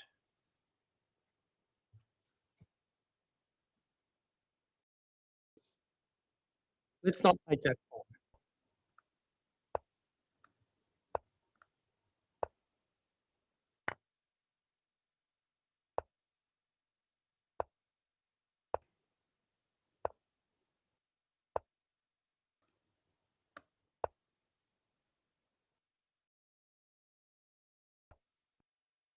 And winning, that's winning for white, isn't it? Maybe not. But yeah, personally, I reckon it's going to be tricky. Maybe we've got better checks, but it looks pretty good. No, maybe you can hold this. I think this is going to be 0, 0, 0. No? Minus 2.3. Queen d8 check. Queen c7 check. Then make a queen. Wow. Okay. Not so simple. So rook d8 check. So the most important thing about this is our tournament leader is no longer at any risk of losing. So Yi Liu's managed to swindle his opponent extremely well. And now it's a matter of luck if Baeka's central pawns go fast enough to stop what white is doing, which is just to create another passed pawn. So yeah, the rook h4 check, probably just a losing move. If rook f7, is this -5 or something? No. Rook h3, what's the idea? You're stopping mate, but where are you going from there? Bishop h5. Okay. And they say white has already what? White is better, with h4, avoiding any of the mates, apparently. Wow. So white's active king should have been a winning factor. I don't blame him. I mean, he was very short of time. And this looks like a lot of fun. So rook d8, still no move, but we are past move 40. So Yi's got time to try to work out whether he has genuine winning chances here or not. He's very unlucky if he's not winning. Oh, it is plus 5.3. Okay, let's see why. Take. It feels as if white should have a way to win this. So c5. It is indeed h4. c4. h5. d3. Take. d2. Rook back. d3. Pawn up. Pawn up. Queen. And now this was the one we wanted to do. Queen e6, king c5, queen e5, king b6, big deal. g6.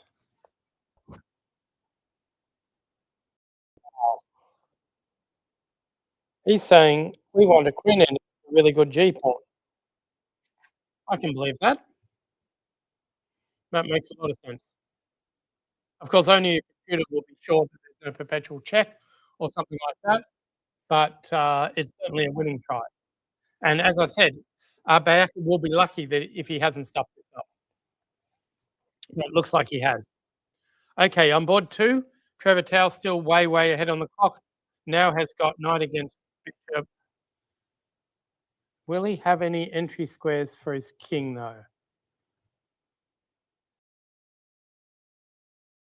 Hard to say. So I presume Tedrick is planning king d3 here. But there's a big question about whether knight here works or not. I think we can take on f5 and king f4, and there's no real danger then. So that's okay. What about f4 check? King here. If f3 looks dangerous, if king across, I'll play knight takes pawn and take another pawn. So you've got to play bishop here. Like I check with my knight. Take that. Black is completely winning.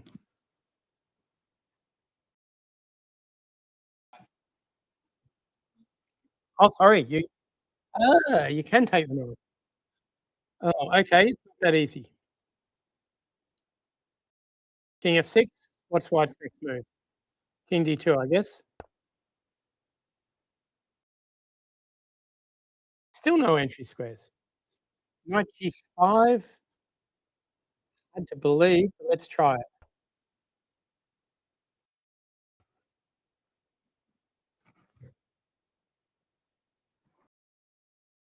Probably.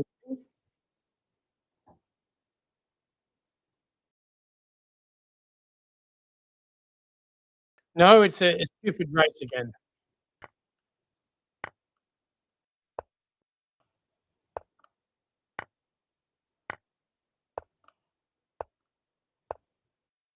It takes 6 moves for black to queen. It takes 5 moves for white. 6 moves for white to queen. So black to queen first, but white's king will be somewhere like c6, and it'll be white that has chances to try to win. 1, 2, 3, 4, 5, 6. 1. Oh, and move out of the way. It takes 7. You're absolutely right. So white queen's first and must win. Yep. So that is not a great idea for Trevor. I mean, f4, f3 looks great, but if we can't get through here, king f6, king d2. Do we have something tricky? Maybe not. So is Tedrick Lee hanging on? He played knight g5. Okay, so the idea is if takes, king f4, he's going to go king f6, and we don't have a bishop check or anything like that. We do, however, have bishop e3, but you can take and go back to g5, and that will be okay. So what if we play bishop d2 here?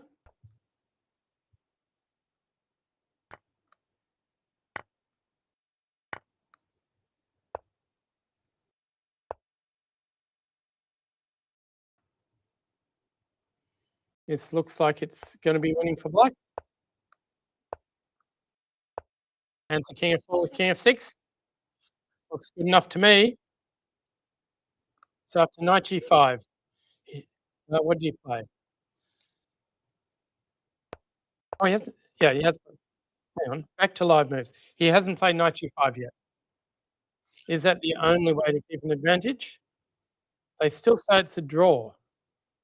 Knight g. What? Who's going to play king f2?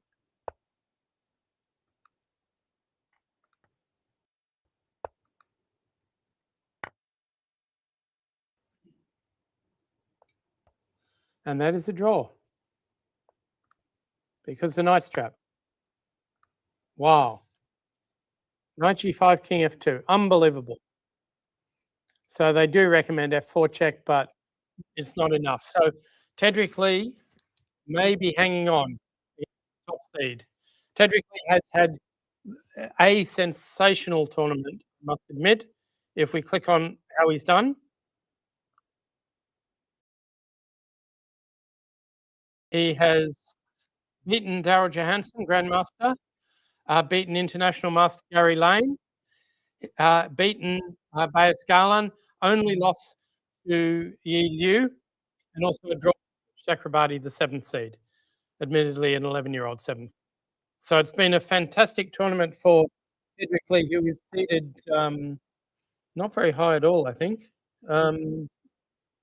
What is his seeding? 14. So yeah, not great. So still no move from Trevor Tower. He has all the time in the world. On board 1, will Yi Liu find the way to win? This is exactly what we're looking at. White will queen, give some checks, and at the end of it, we'll play g6 just in order to get a winning queen and g-pawn. So our leader may extend his lead if Trevor Tower does not win. Harvey Zhu could have resigned by now. Has probably resigned. How did we leave it? We left it with this position. Now this pawn structure gets a little bit worse. And the G2 pawn gets weak.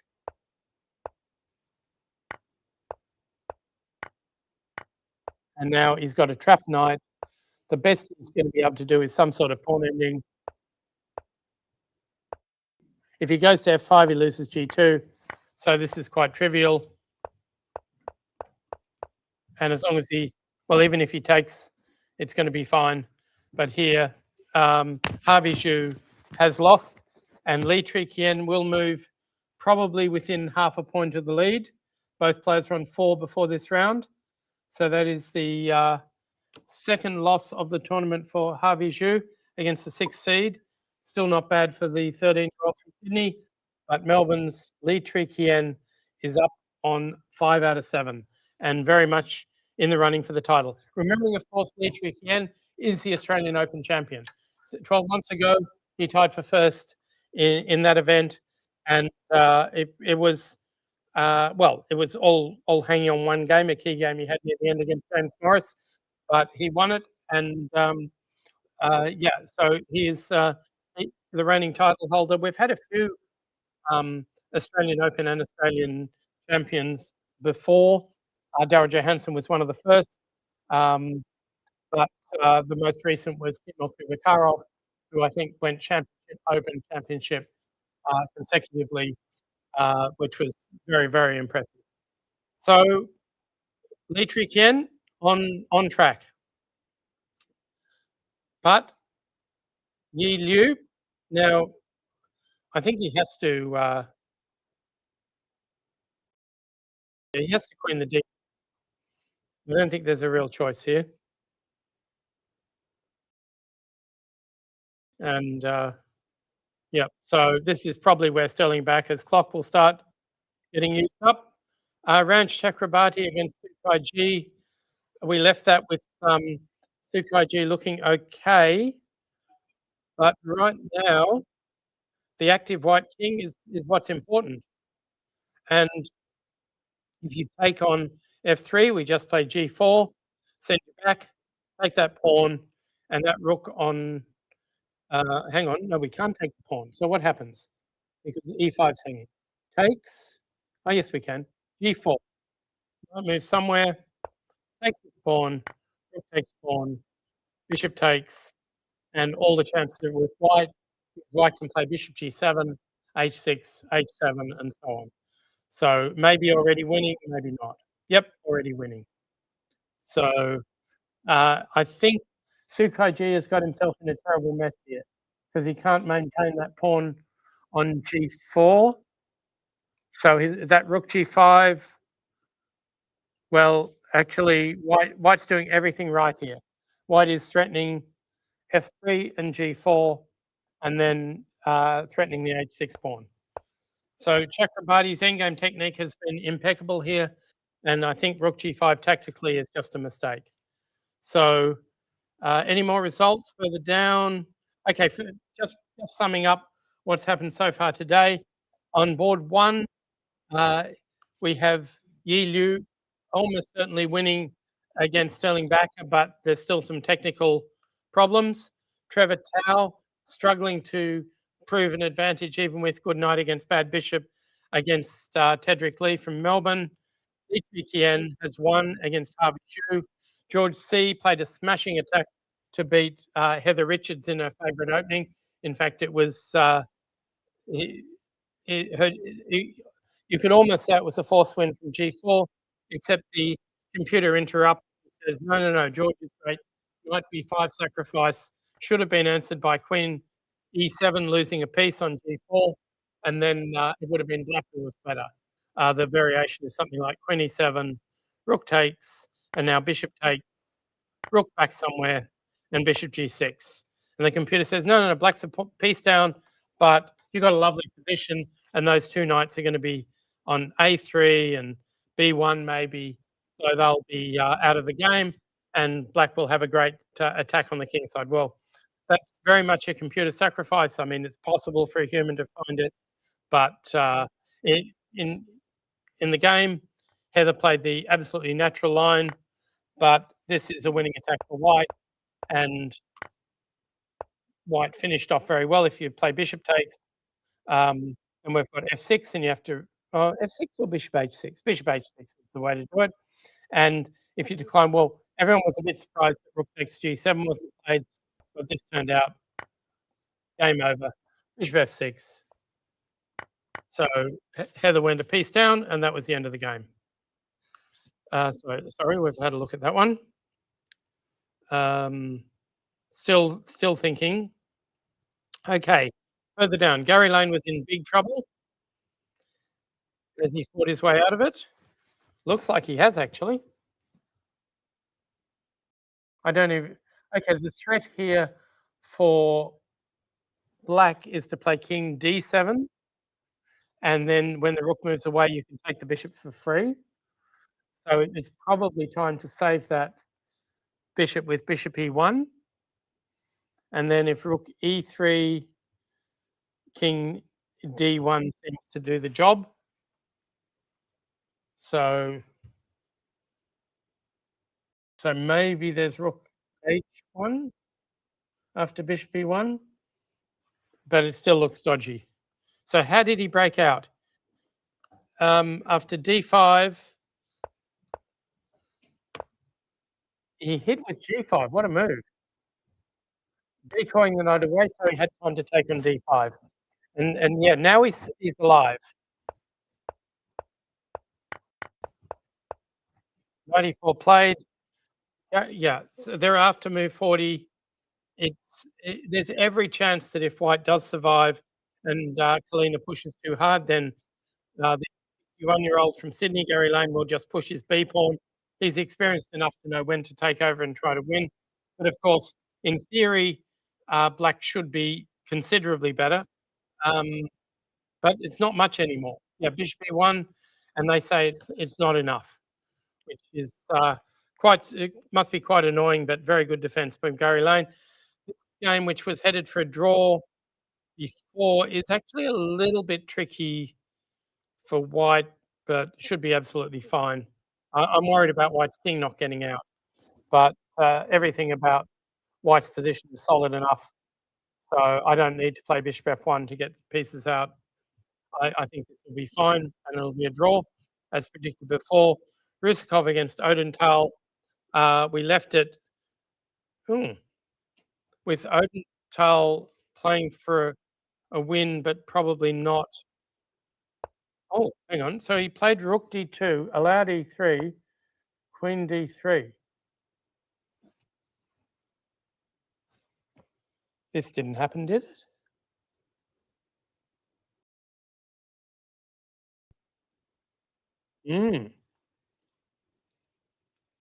Maybe. And Odenthal now, instead of taking the Rook on D2 and allowing a perpetual check, played for a win. But there's no chance for a win after that. So there's quite a few good moves here for White. Rook C3 is probably the easiest. Maybe Black has some chances. I don't know. Rook C3, Rook E7, B6 looks good. Yeah, Black can be a pawn up here. So Rook D2 was a little bit careless, I guess. Yeah, so Rook C4, Rook D4 were the better moves. And now this should be a draw, but you may have to show some patience. The real question is whether you should liquidate things with B6. I'm very, very tempted to do so. Takes, Rook here. And look, you can play like this. It's super passive, but if the White king tries to stop the Black king getting across to here, then the Black king can get to G4 and probably be quite dangerous. So this is serious. Yeah, not ideal. So B6 doesn't solve all the problems.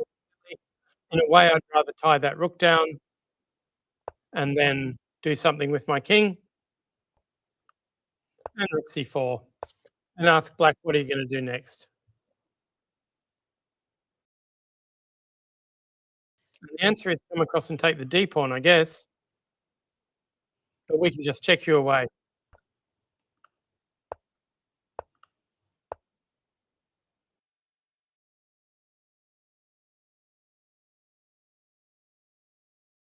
Is this going to be?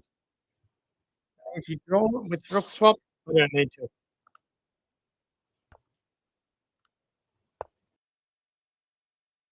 And that'll do the job. So B6 actually played. Now he hasn't taken on B6, but he will. And I think that is likely to be very difficult indeed. Let's go back to our exciting board one game, where we left it with Yi Lu having charged his king up the board. It got all the way to G8, and after Rook D4, there is no mate. And so that king was a winner because Baeka had completely forgotten to D3 was possible. And now he wins a rook, both sides queen. Oh, king C7. Queen check. I guess you got to go back to B6 now.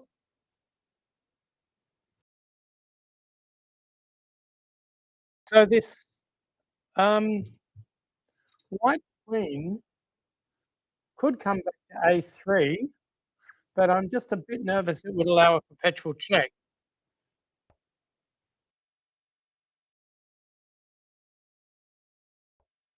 So let's see. Check.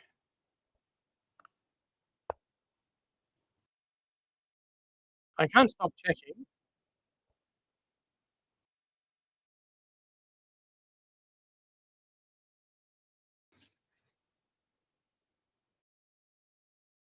Maybe I should be going somewhere else.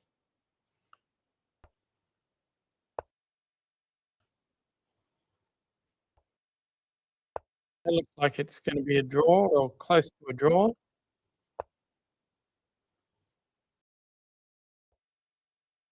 We'll see.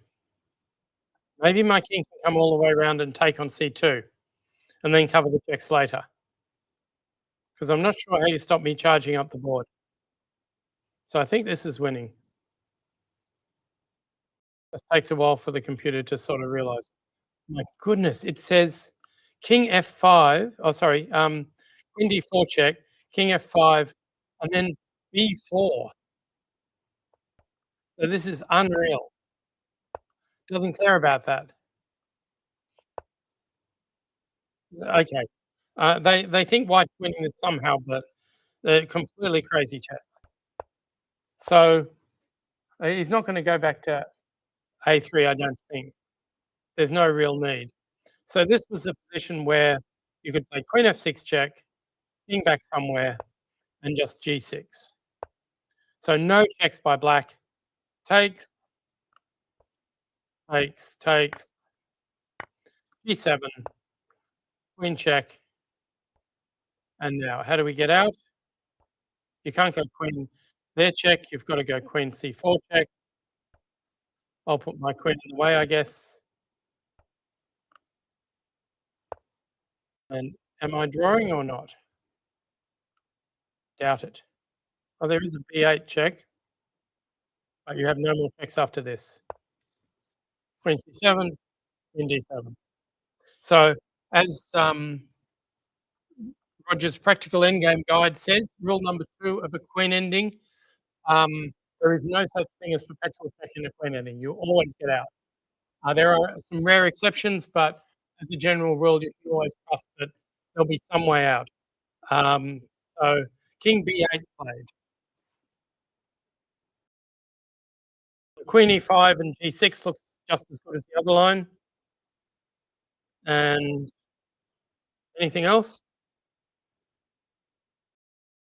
Not really. So yeah, it's still you've still got a position where Yi Lu doesn't really know if this is winning or not. He knows he can get a position with a G pawn, but he doesn't know if it's a winning position. So it's actually quite hard to play with white. You know, there are so many when you've got 10 different checks and lots of different ideas, it's not so easy. The other question might be, are we mating you if we take on A6? Probably not. Probably you can make a queen. It's close though, but not mate. So Trevor Tao, has he made any progress? He's thinking and thinking and thinking. Well, I think that is now a dead draw, perhaps? Or is knight F4 something good?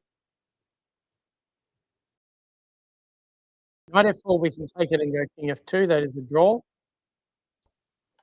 So he's going backwards, but this is easy now. We can always put the king on F3 when you get the knight to F6. Then he'll go knight E4, but he doesn't have access to D2, and he doesn't. So he can't get to the B point. So this should be zeros by now. Yep. So Tedrick Lee has done a wonderful job defending against the top seed. So the 15-year-old will still be sitting in second place, but actually a point behind the leader should Yi Lu win this one. And he's got chances, lots of chances. Sorry, it's not him. Yeah, but he's using up time. We can't be sure. Chakrabarti, okay, has set up one of these positions that I don't know, rook h7. It feels as if there should be a rook f6 sometime, but probably easier just to play G5. G5 looks pretty good.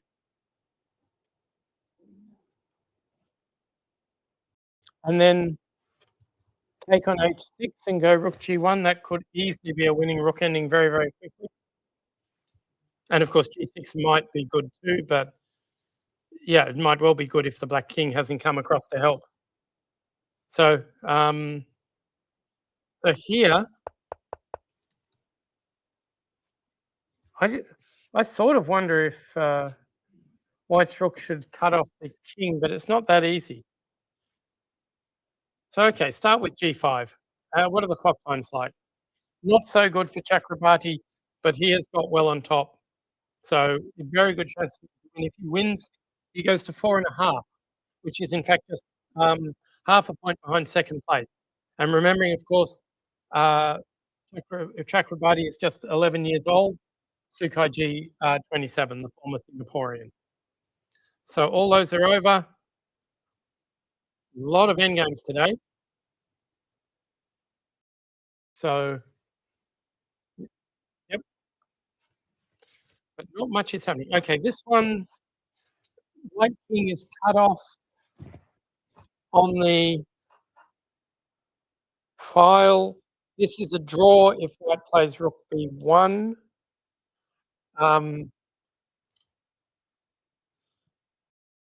But if Black plays Rook E1, it's probably a win for Black because you can't check from the front, which you really need to do. So let's see if they agree. Rook B1, yeah. Also Rook B8 apparently, but okay.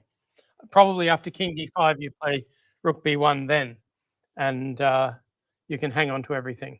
So yeah, when your king is cut off by one file, life is getting difficult. So you have to be quite accurate. If your king is on D4, you can fall asleep and you still make a draw.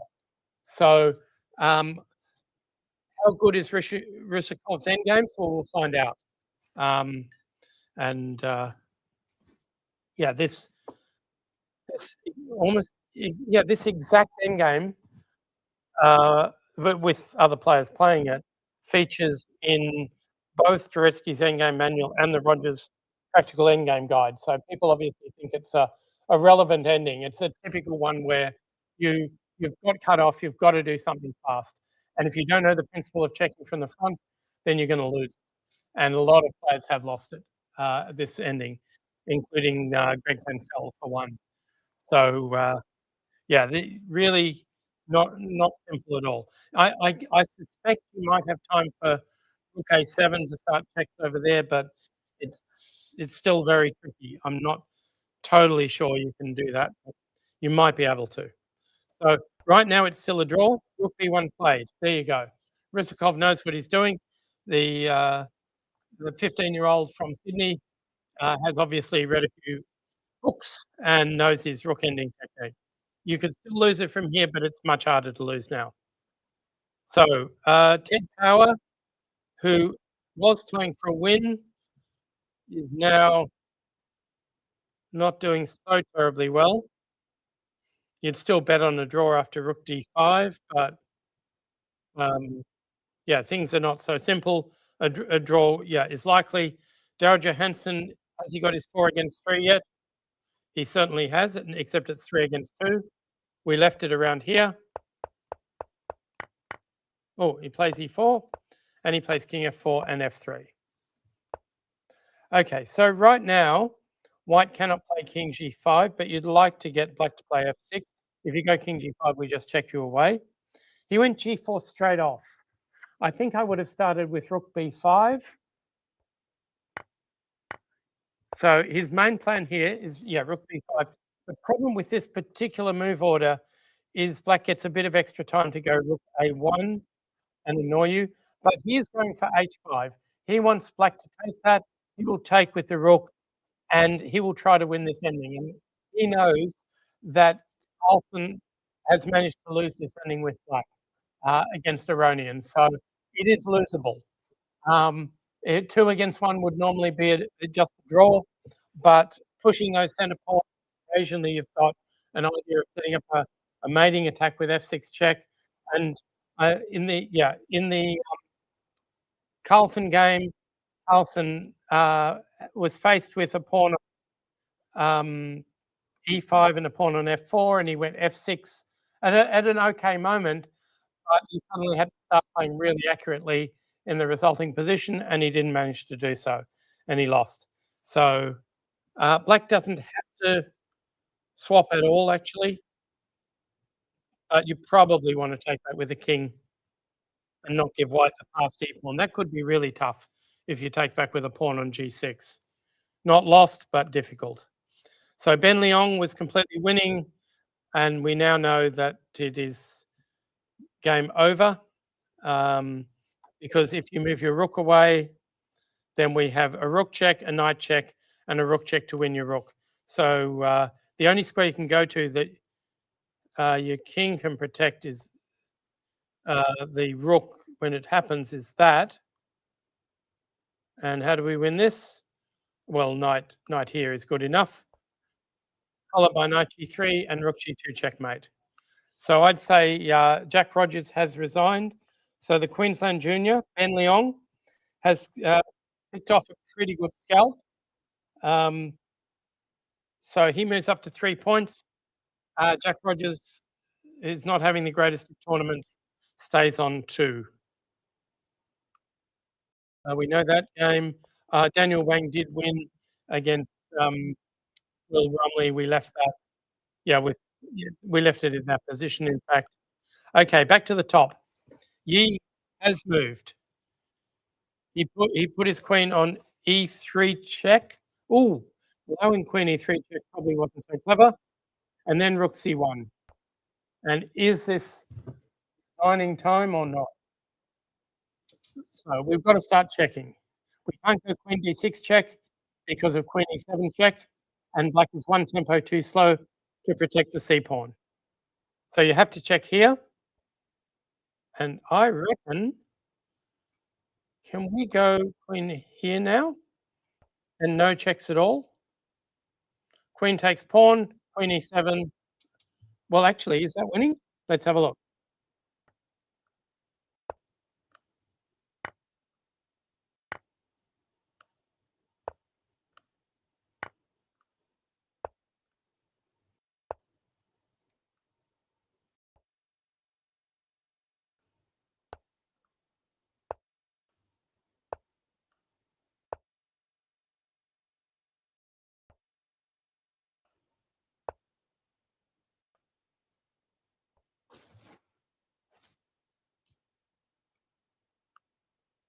That's losing. a4. Looks like it's. I've got to be a bit careful here.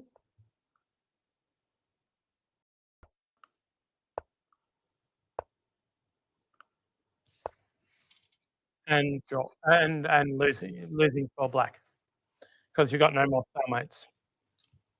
So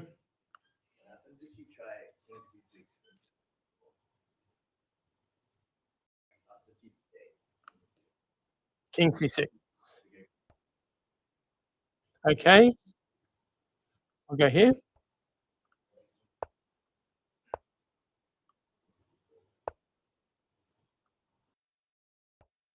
Oh, king c3 is possible. So I have to take now, yeah? We're d3. Wow. You're a brave player. Sure.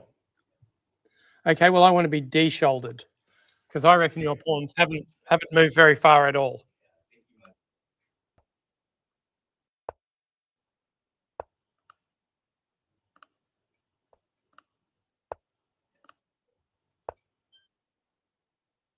Yep, way too slow. And there's not even making a knight with check.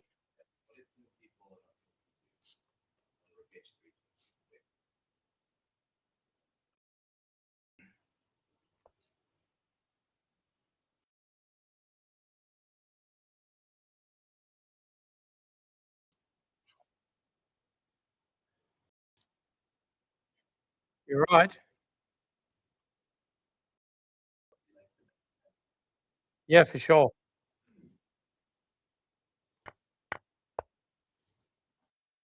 Oh, not b4, you reckon?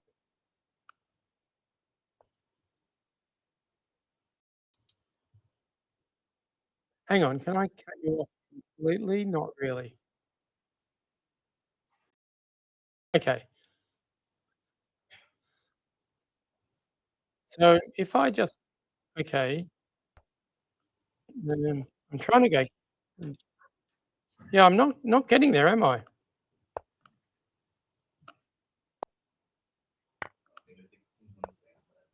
Yeah.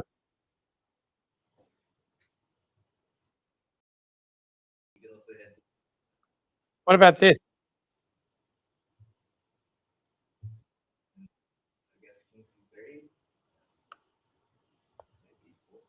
Yeah, you can still push your B pawn, can't you? Yep, that's a draw, yeah? Yep, still a draw.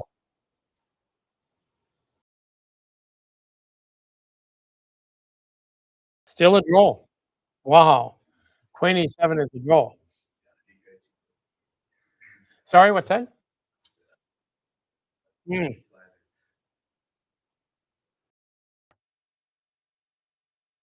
okay, yeah. My other plan was to take on C2. I have to avoid queen f5 check, so I'll go there first. King moves, rook takes pawn. I think unless queen H6 is a draw? Wow. Lots of, mistakes you can make here.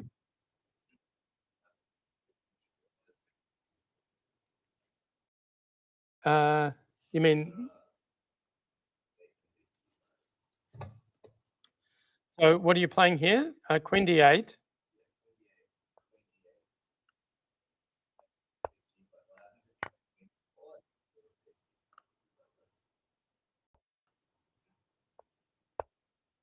We start checking, I guess.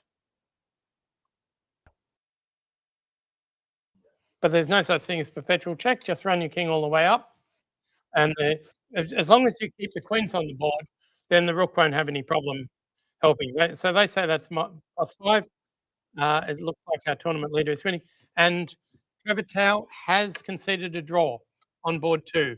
The top seed has drawn with young Tedrick Lee from Melbourne, so that means that if Yi Liu wins this one, and just for those of you who've recently walked in, um, it was a dominant position here um, for black.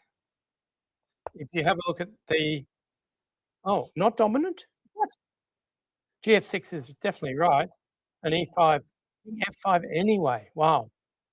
But this is no longer winning at all because the white king would charge in. Now they say white is better. All you have to do is throw H4 at them, uh, because eventually after H5 you can go King H6, King G7, and win easily. He went there first, and black 40 might be mating, but in fact after Rook D1 he isn't, and now suddenly that's losing. Rook F4 is a draw? Ah, but he didn't see that. So after Rook F4, if Bishop F3, we probably give up a rook, do we? What happened? Yeah, give up a rook and have 3 connected pawns, I guess. Makes a lot of sense. Or can we go rook D4? No, bishop G6 wins. So bishop takes bishop, king takes rook. So I should take back. And now maybe, I don't know, maybe this is playable.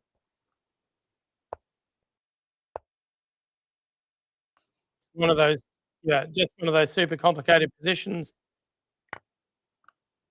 where you sort of think that white should win, but black's got lots and lots and lots of pawns. And white's a little bit slow in queening the G pawn. So this rook D1, they think white is fast enough with H4. Hard to believe, but okay. So instead, they got into a different race where there were more pawns, and white was always with the upper hand here. White queens first, and after rook C1, Sterling Bakker has resigned. So our tournament leader now goes to 6 out of 7. Um, you could say this was luck, but really it was just knowing the endgame principle of the active king. As most of you know, the king's worth more than a bishop or knight, and in an endgame, and just a little bit less than a rook. So you may as well use it. And here there were no dark square protectors for black, so black was just unable to stop the king coming in. There were many moments when Abayaka could have made a draw, but he was playing for a win, and yeah, he just kept going and going and going. So we have only one game left going on the top boards. That's Ranch Chakrabarti trying to grind down a win. It looks pretty good. Has he just allowed knight f5?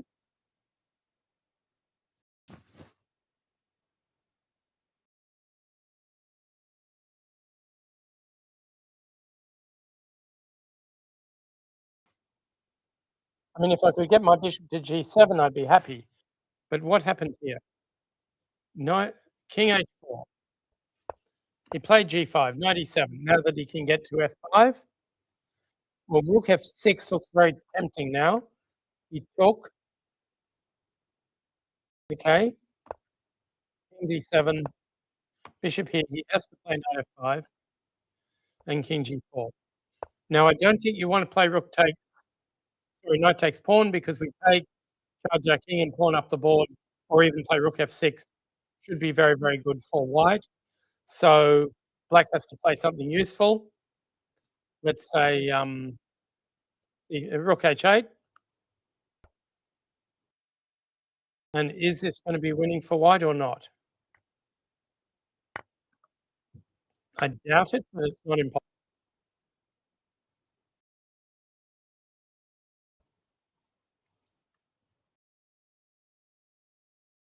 It feels like this position is just a draw.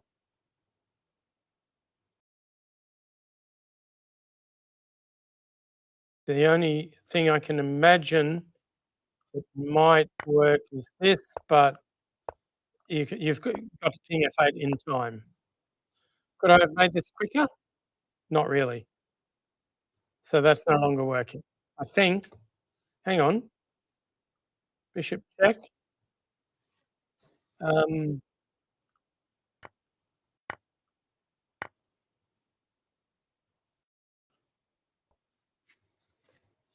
Winning for white? I'm not really sure. I think as long as black keeps that pawn back on e7, but you may not be able to do that so easily.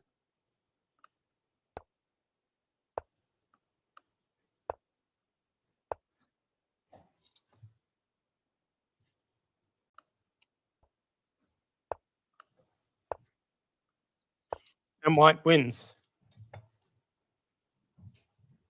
So maybe that is still good for Ranch Chakrabarti. Maybe this will actually work. So in fact, he didn't go knight f5. He decided that after king g4 and rook f5, he might indeed be losing. And so he went here. Well, we can do exactly the same thing, but with more pieces on the board. Bishop f6. Rook takes. Bishop g7. Rook here. h6. Feels completely winning for white, because do we even need to take that knight when it gets there? I don't know. Probably we do. Although, yeah, probably we do. King f6, knight takes pawn, and I can't play rook h2. So I just take, king takes, king e7. Oh, slightly different ending, but I can run you out of moves, I reckon. Yep, and it's going to be winning again. So this is game over surely. Yep. So Ranch Chakrabarti is extremely close to winning.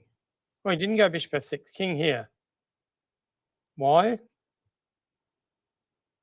Letting the other king get closer and closer. So king e8. Bishop f6 anyway. Rook takes. King up.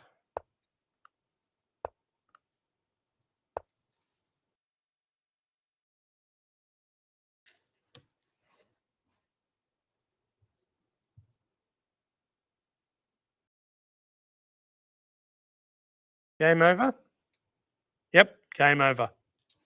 So Chakrabarti could have played that better, but maybe it makes no difference. Maybe Black Hat doesn't have a good move here. So why not muck around a little bit? So Chakrabarti could be headed for victory and 4.5 points. So we had a win there as well. Okay, but well, after 7 rounds, the top places are all decided. So I might wrap up for today. We have Yi Lu now a point clear of the field. He beat Sterling Backer in a amazing sort of counter-attack endgame where he just tried to keep the initiative the whole time, even though he was dropping pawn after pawn after pawn. And ultimately it succeeded, even though his opponent had 3 connected passed pawns at the end. They weren't enough because somehow he was able to keep control. On board 2, Trevor Tao failed to make the most of a small initiative against Tedrick Lee, and Lee defended exceptionally well to make a draw there. It looked bad for a while. Harvey Zhu was demolished by Lee Trinh Hien, the 13-year-old from Sydney. Just got a bad opening. He moved his knight from f3 to g5 3 times and back to f3. And in the end, his opponent used those 6 moves to advantage, and Zhu lost without much of a fight. So Lee Trinh Hien is up on 5 points. He's joined by Trevor Tao and Tedrick Lee, and there are no other players who can get to 5. But on 4.5, we have David Cannon, who beat Sydney veteran Barman Kangosha. So the Melbourne IM goes up to 4.5. And also Ryder Testerlin, who demolished Bayaskalin Kishigbata from Mongolia, and she played a very weak peace sacrifice and just lost. Also, another player smashed was Heather Richards, getting right up to the top boards after scoring 3.5 from her only 4 games. But George C played a novelty against her. There was one defense, but she couldn't find it. So her favorite Pribble system didn't last very long. Ranch Chakrabarti will probably join George C and Ryder Tesla on 4.5 if he can win this endgame. And I think there's very good chances he can, but he seems to have been a little, I don't know, distracted here. He wants to win the A pawn. What's wrong with King D7? Nothing at all.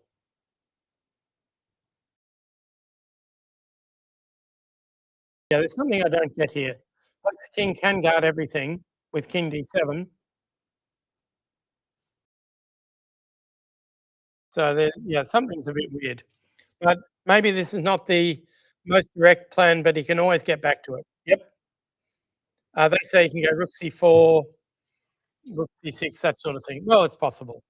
So further down, we have had wins for Daniel Wang. Aiden Tull and Rusakov made a draw in that rook ending. So that was impressive defense by White, the young Sydney player. Ted Power and Terence Tang was headed for a draw when we left it. A little bit tricky for Ted Power here. Darragh Johansson is still pushing. He's got the Aronian Carlson ending. At some point, he'll play f4. He'll have to bring his king back and play f5, constantly threatening f6 check to try and, with a rook on a6, to force the king to the background. He shouldn't win, but it's not a lot of fun. Stephen Solomon hung on to a draw against Ethan Chang. He was absolutely completely lost, but got to an ending. Ben Leong, we saw, beat Jack Rogers, and Daniel Wang beat Tasmanian champion William Rumley. So Daniel Wang goes to 3 points. He's had a rough time in this. And in the reserves, the leader, Ian Stalker, was taken down by St George's John Stewart Plant. So that tournament's wide open. I think Ryan Lane might be the man to beat in that. So going into round 8, We're going to have, I think, depending on how the computer does it, we'll either have George C against Yi Liu, which could be very interesting, or if they insist on colours, it'll probably be David Cannon against Yi Liu. So either of those two pairings are possible, depending on how much pressure or how much emphasis are on colours for the computer. I see Sterling back here. That mustn't have been much fun. Did you realize once he got his king around to F4, you're already not better? Yeah. Did you think you were mating him when you played rook F7 check?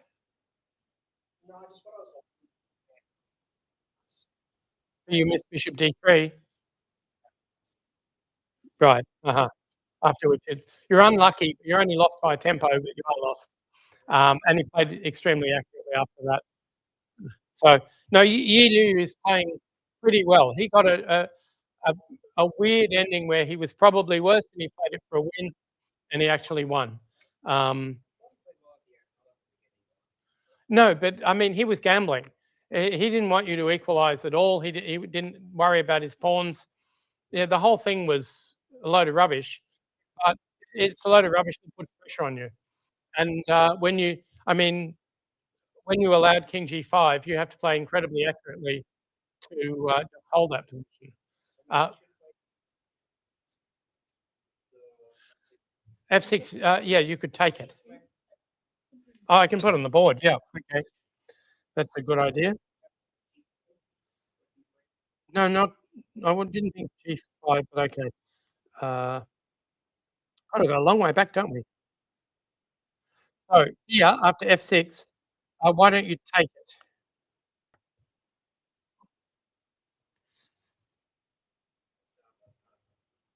Okay, after pawn takes, I had thought that E5 was good, but I believe King F5 is possible.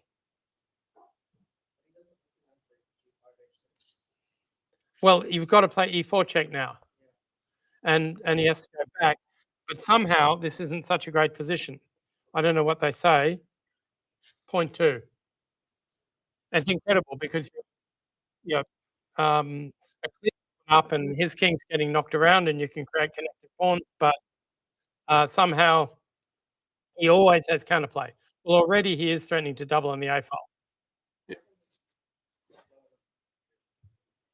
Yeah, well, here I think rook E8 might have been. It looked like a really good move, but yeah, they say you should take rook E8. Take.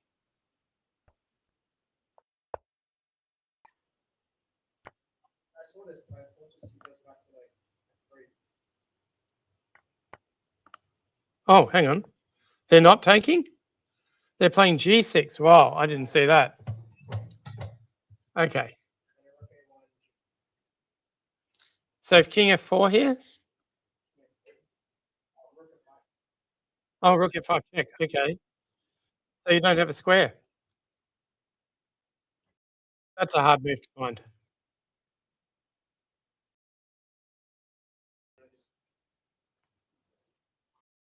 Right. Yep. Although, aren't you clearly better after bishop E6? They don't think so, but they think he can make a draw, but it's going to be really hard work if you do play bishop E6. I mean, G6 is fantastic, but in practical terms, this looks like yeah, well, exactly. Swap things off. Otherwise, it's bishop check. Yeah. No, that's fine. You get this. You play rook here. You just play chess. Yeah, yeah. And look, it's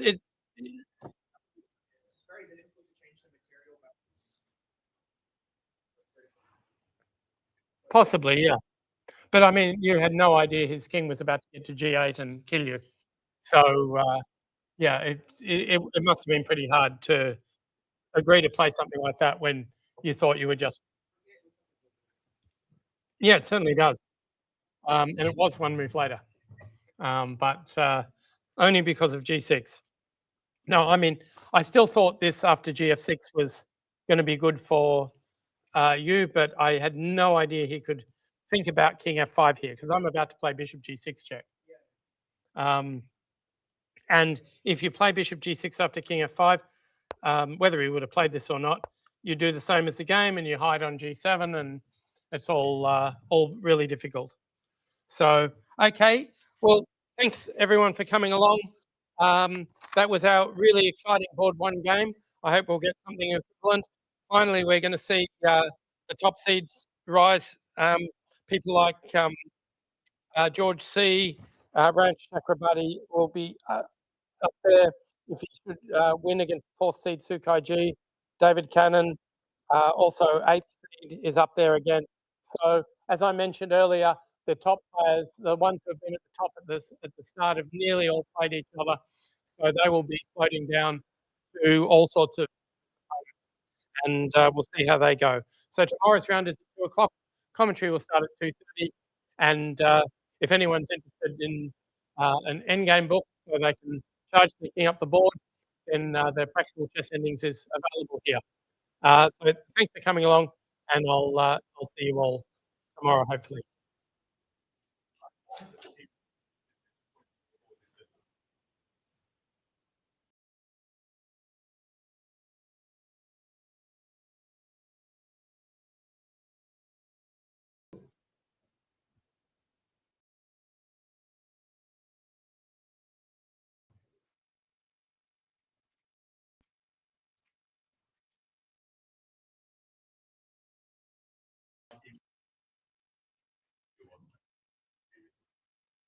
That's right. Yeah. He had to be. Um,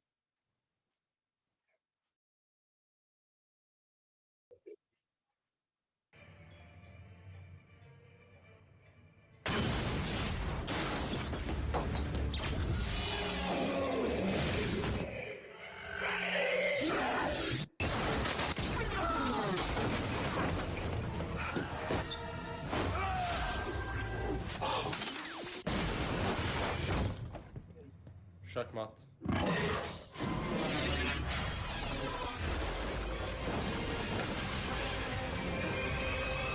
Ingen taper når bredbåndet er uslåelig.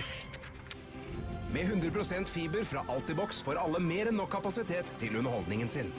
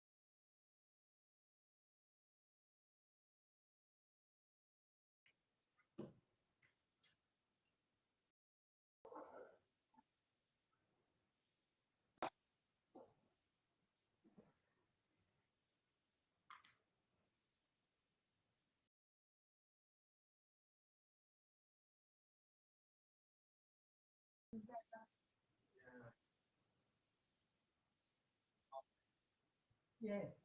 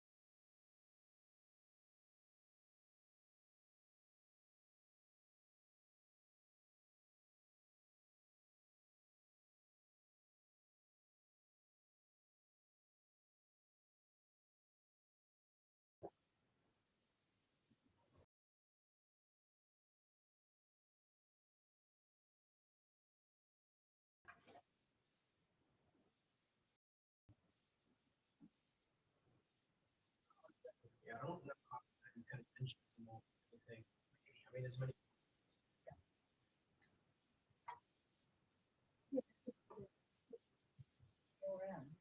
Yeah, I mean,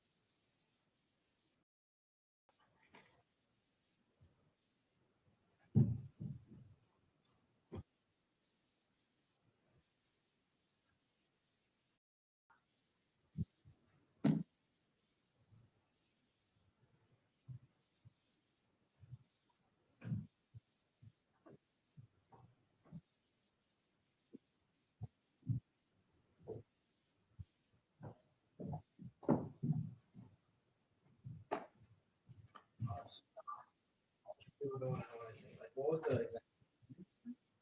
Was it, did it go from winning to loss to draw or winning to draw to? Well, actually, to winning for him, and he mucked it up. I'll Oh. show you. And I was amazed that okay. So, all right, around here, they say you should just play h4, and it's Yeah, completely winning. H1. Okay, and here you shouldn't check. Oh, that's Rook f7. Rook h3 yeah. is apparently better for white after bishop h5.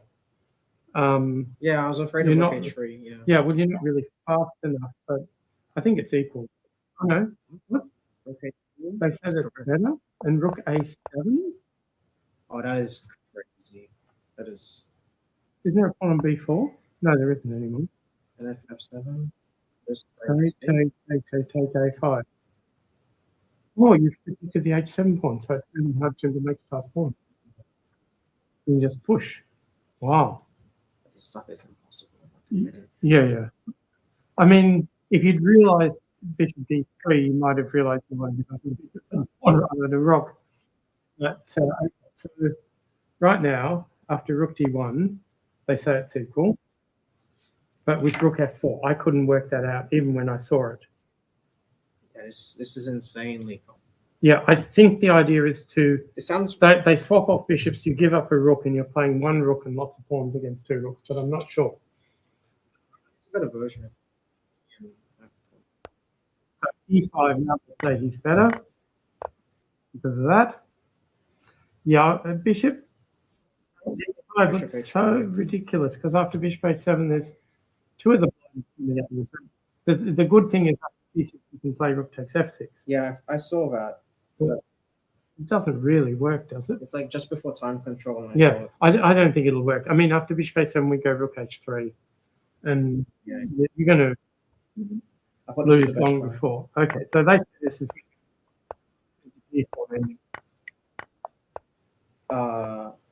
Is like as an H. yeah. No, I don't think so. C5. Yeah. Going first, but I think That doesn't. I thought it was a good idea, but let's have a look. Yeah. Yeah, only that one, which is the same H4. Yeah, because if he goes U7, King G6, so Yes, yes.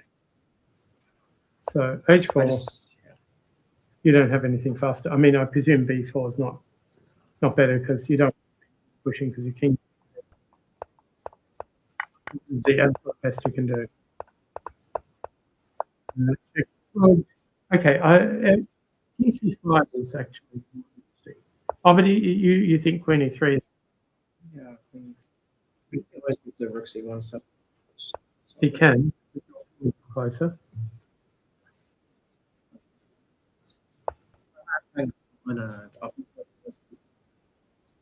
Rook C1. E4. Wow. When he fine. Yeah. Good. This is.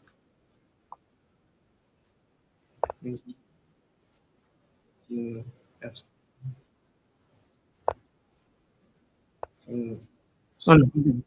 What should I go to E5? E5.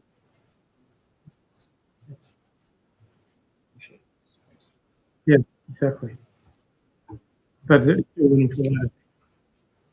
King C3, Queen this is C2, yeah, He also reached. by mine.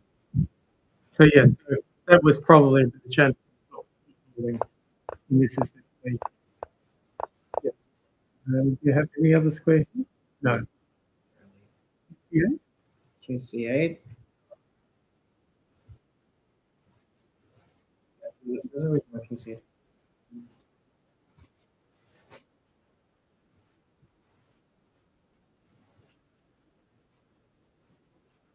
Anyway. I think not. I was looking. I don't think it's made. I don't know. King C8, Queen C6. Yeah, King D8. Oh, That was my idea. but now I can go Rook A6. Oh, can you? Yes, you can. I don't have Oh, check. but then Queen F1. King G7. And you're out, yeah? Yep. Completely winning. Completely winning. Well done. So King A7 they say is the best. Oh, but King Queen A7, Queen Queen C6. E3 anyway. Yeah. No, he just needs to find the right setup. That's fine. Yeah. Yeah, in the opening, I wasn't sure. I spent super long on Bishop F5. Yeah, but it worked out. I mean, it was. Not because Yeah. because I was deciding between B5 and Bishop F5. Oh, okay. Because he spent a while here, right? He spent Yeah, like yeah. a few minutes on C4. Yeah. So I'm like, how well does he know this? Yeah, Because my opinion is, not well at all. He's a London system player. yeah, I think his D4. Well, I mean, he's only starting to play C4. Yeah, so I think B5, there are two good lines. There's C5, which I think is quite good, and B3. Mm-hmm. Well, you saw there was another game in this line on a different board. Yeah, next to me. Yeah. Oh, was it next to you? Right. Trevor, right? Was it Trevor? I think you're right. Yep. Hang on.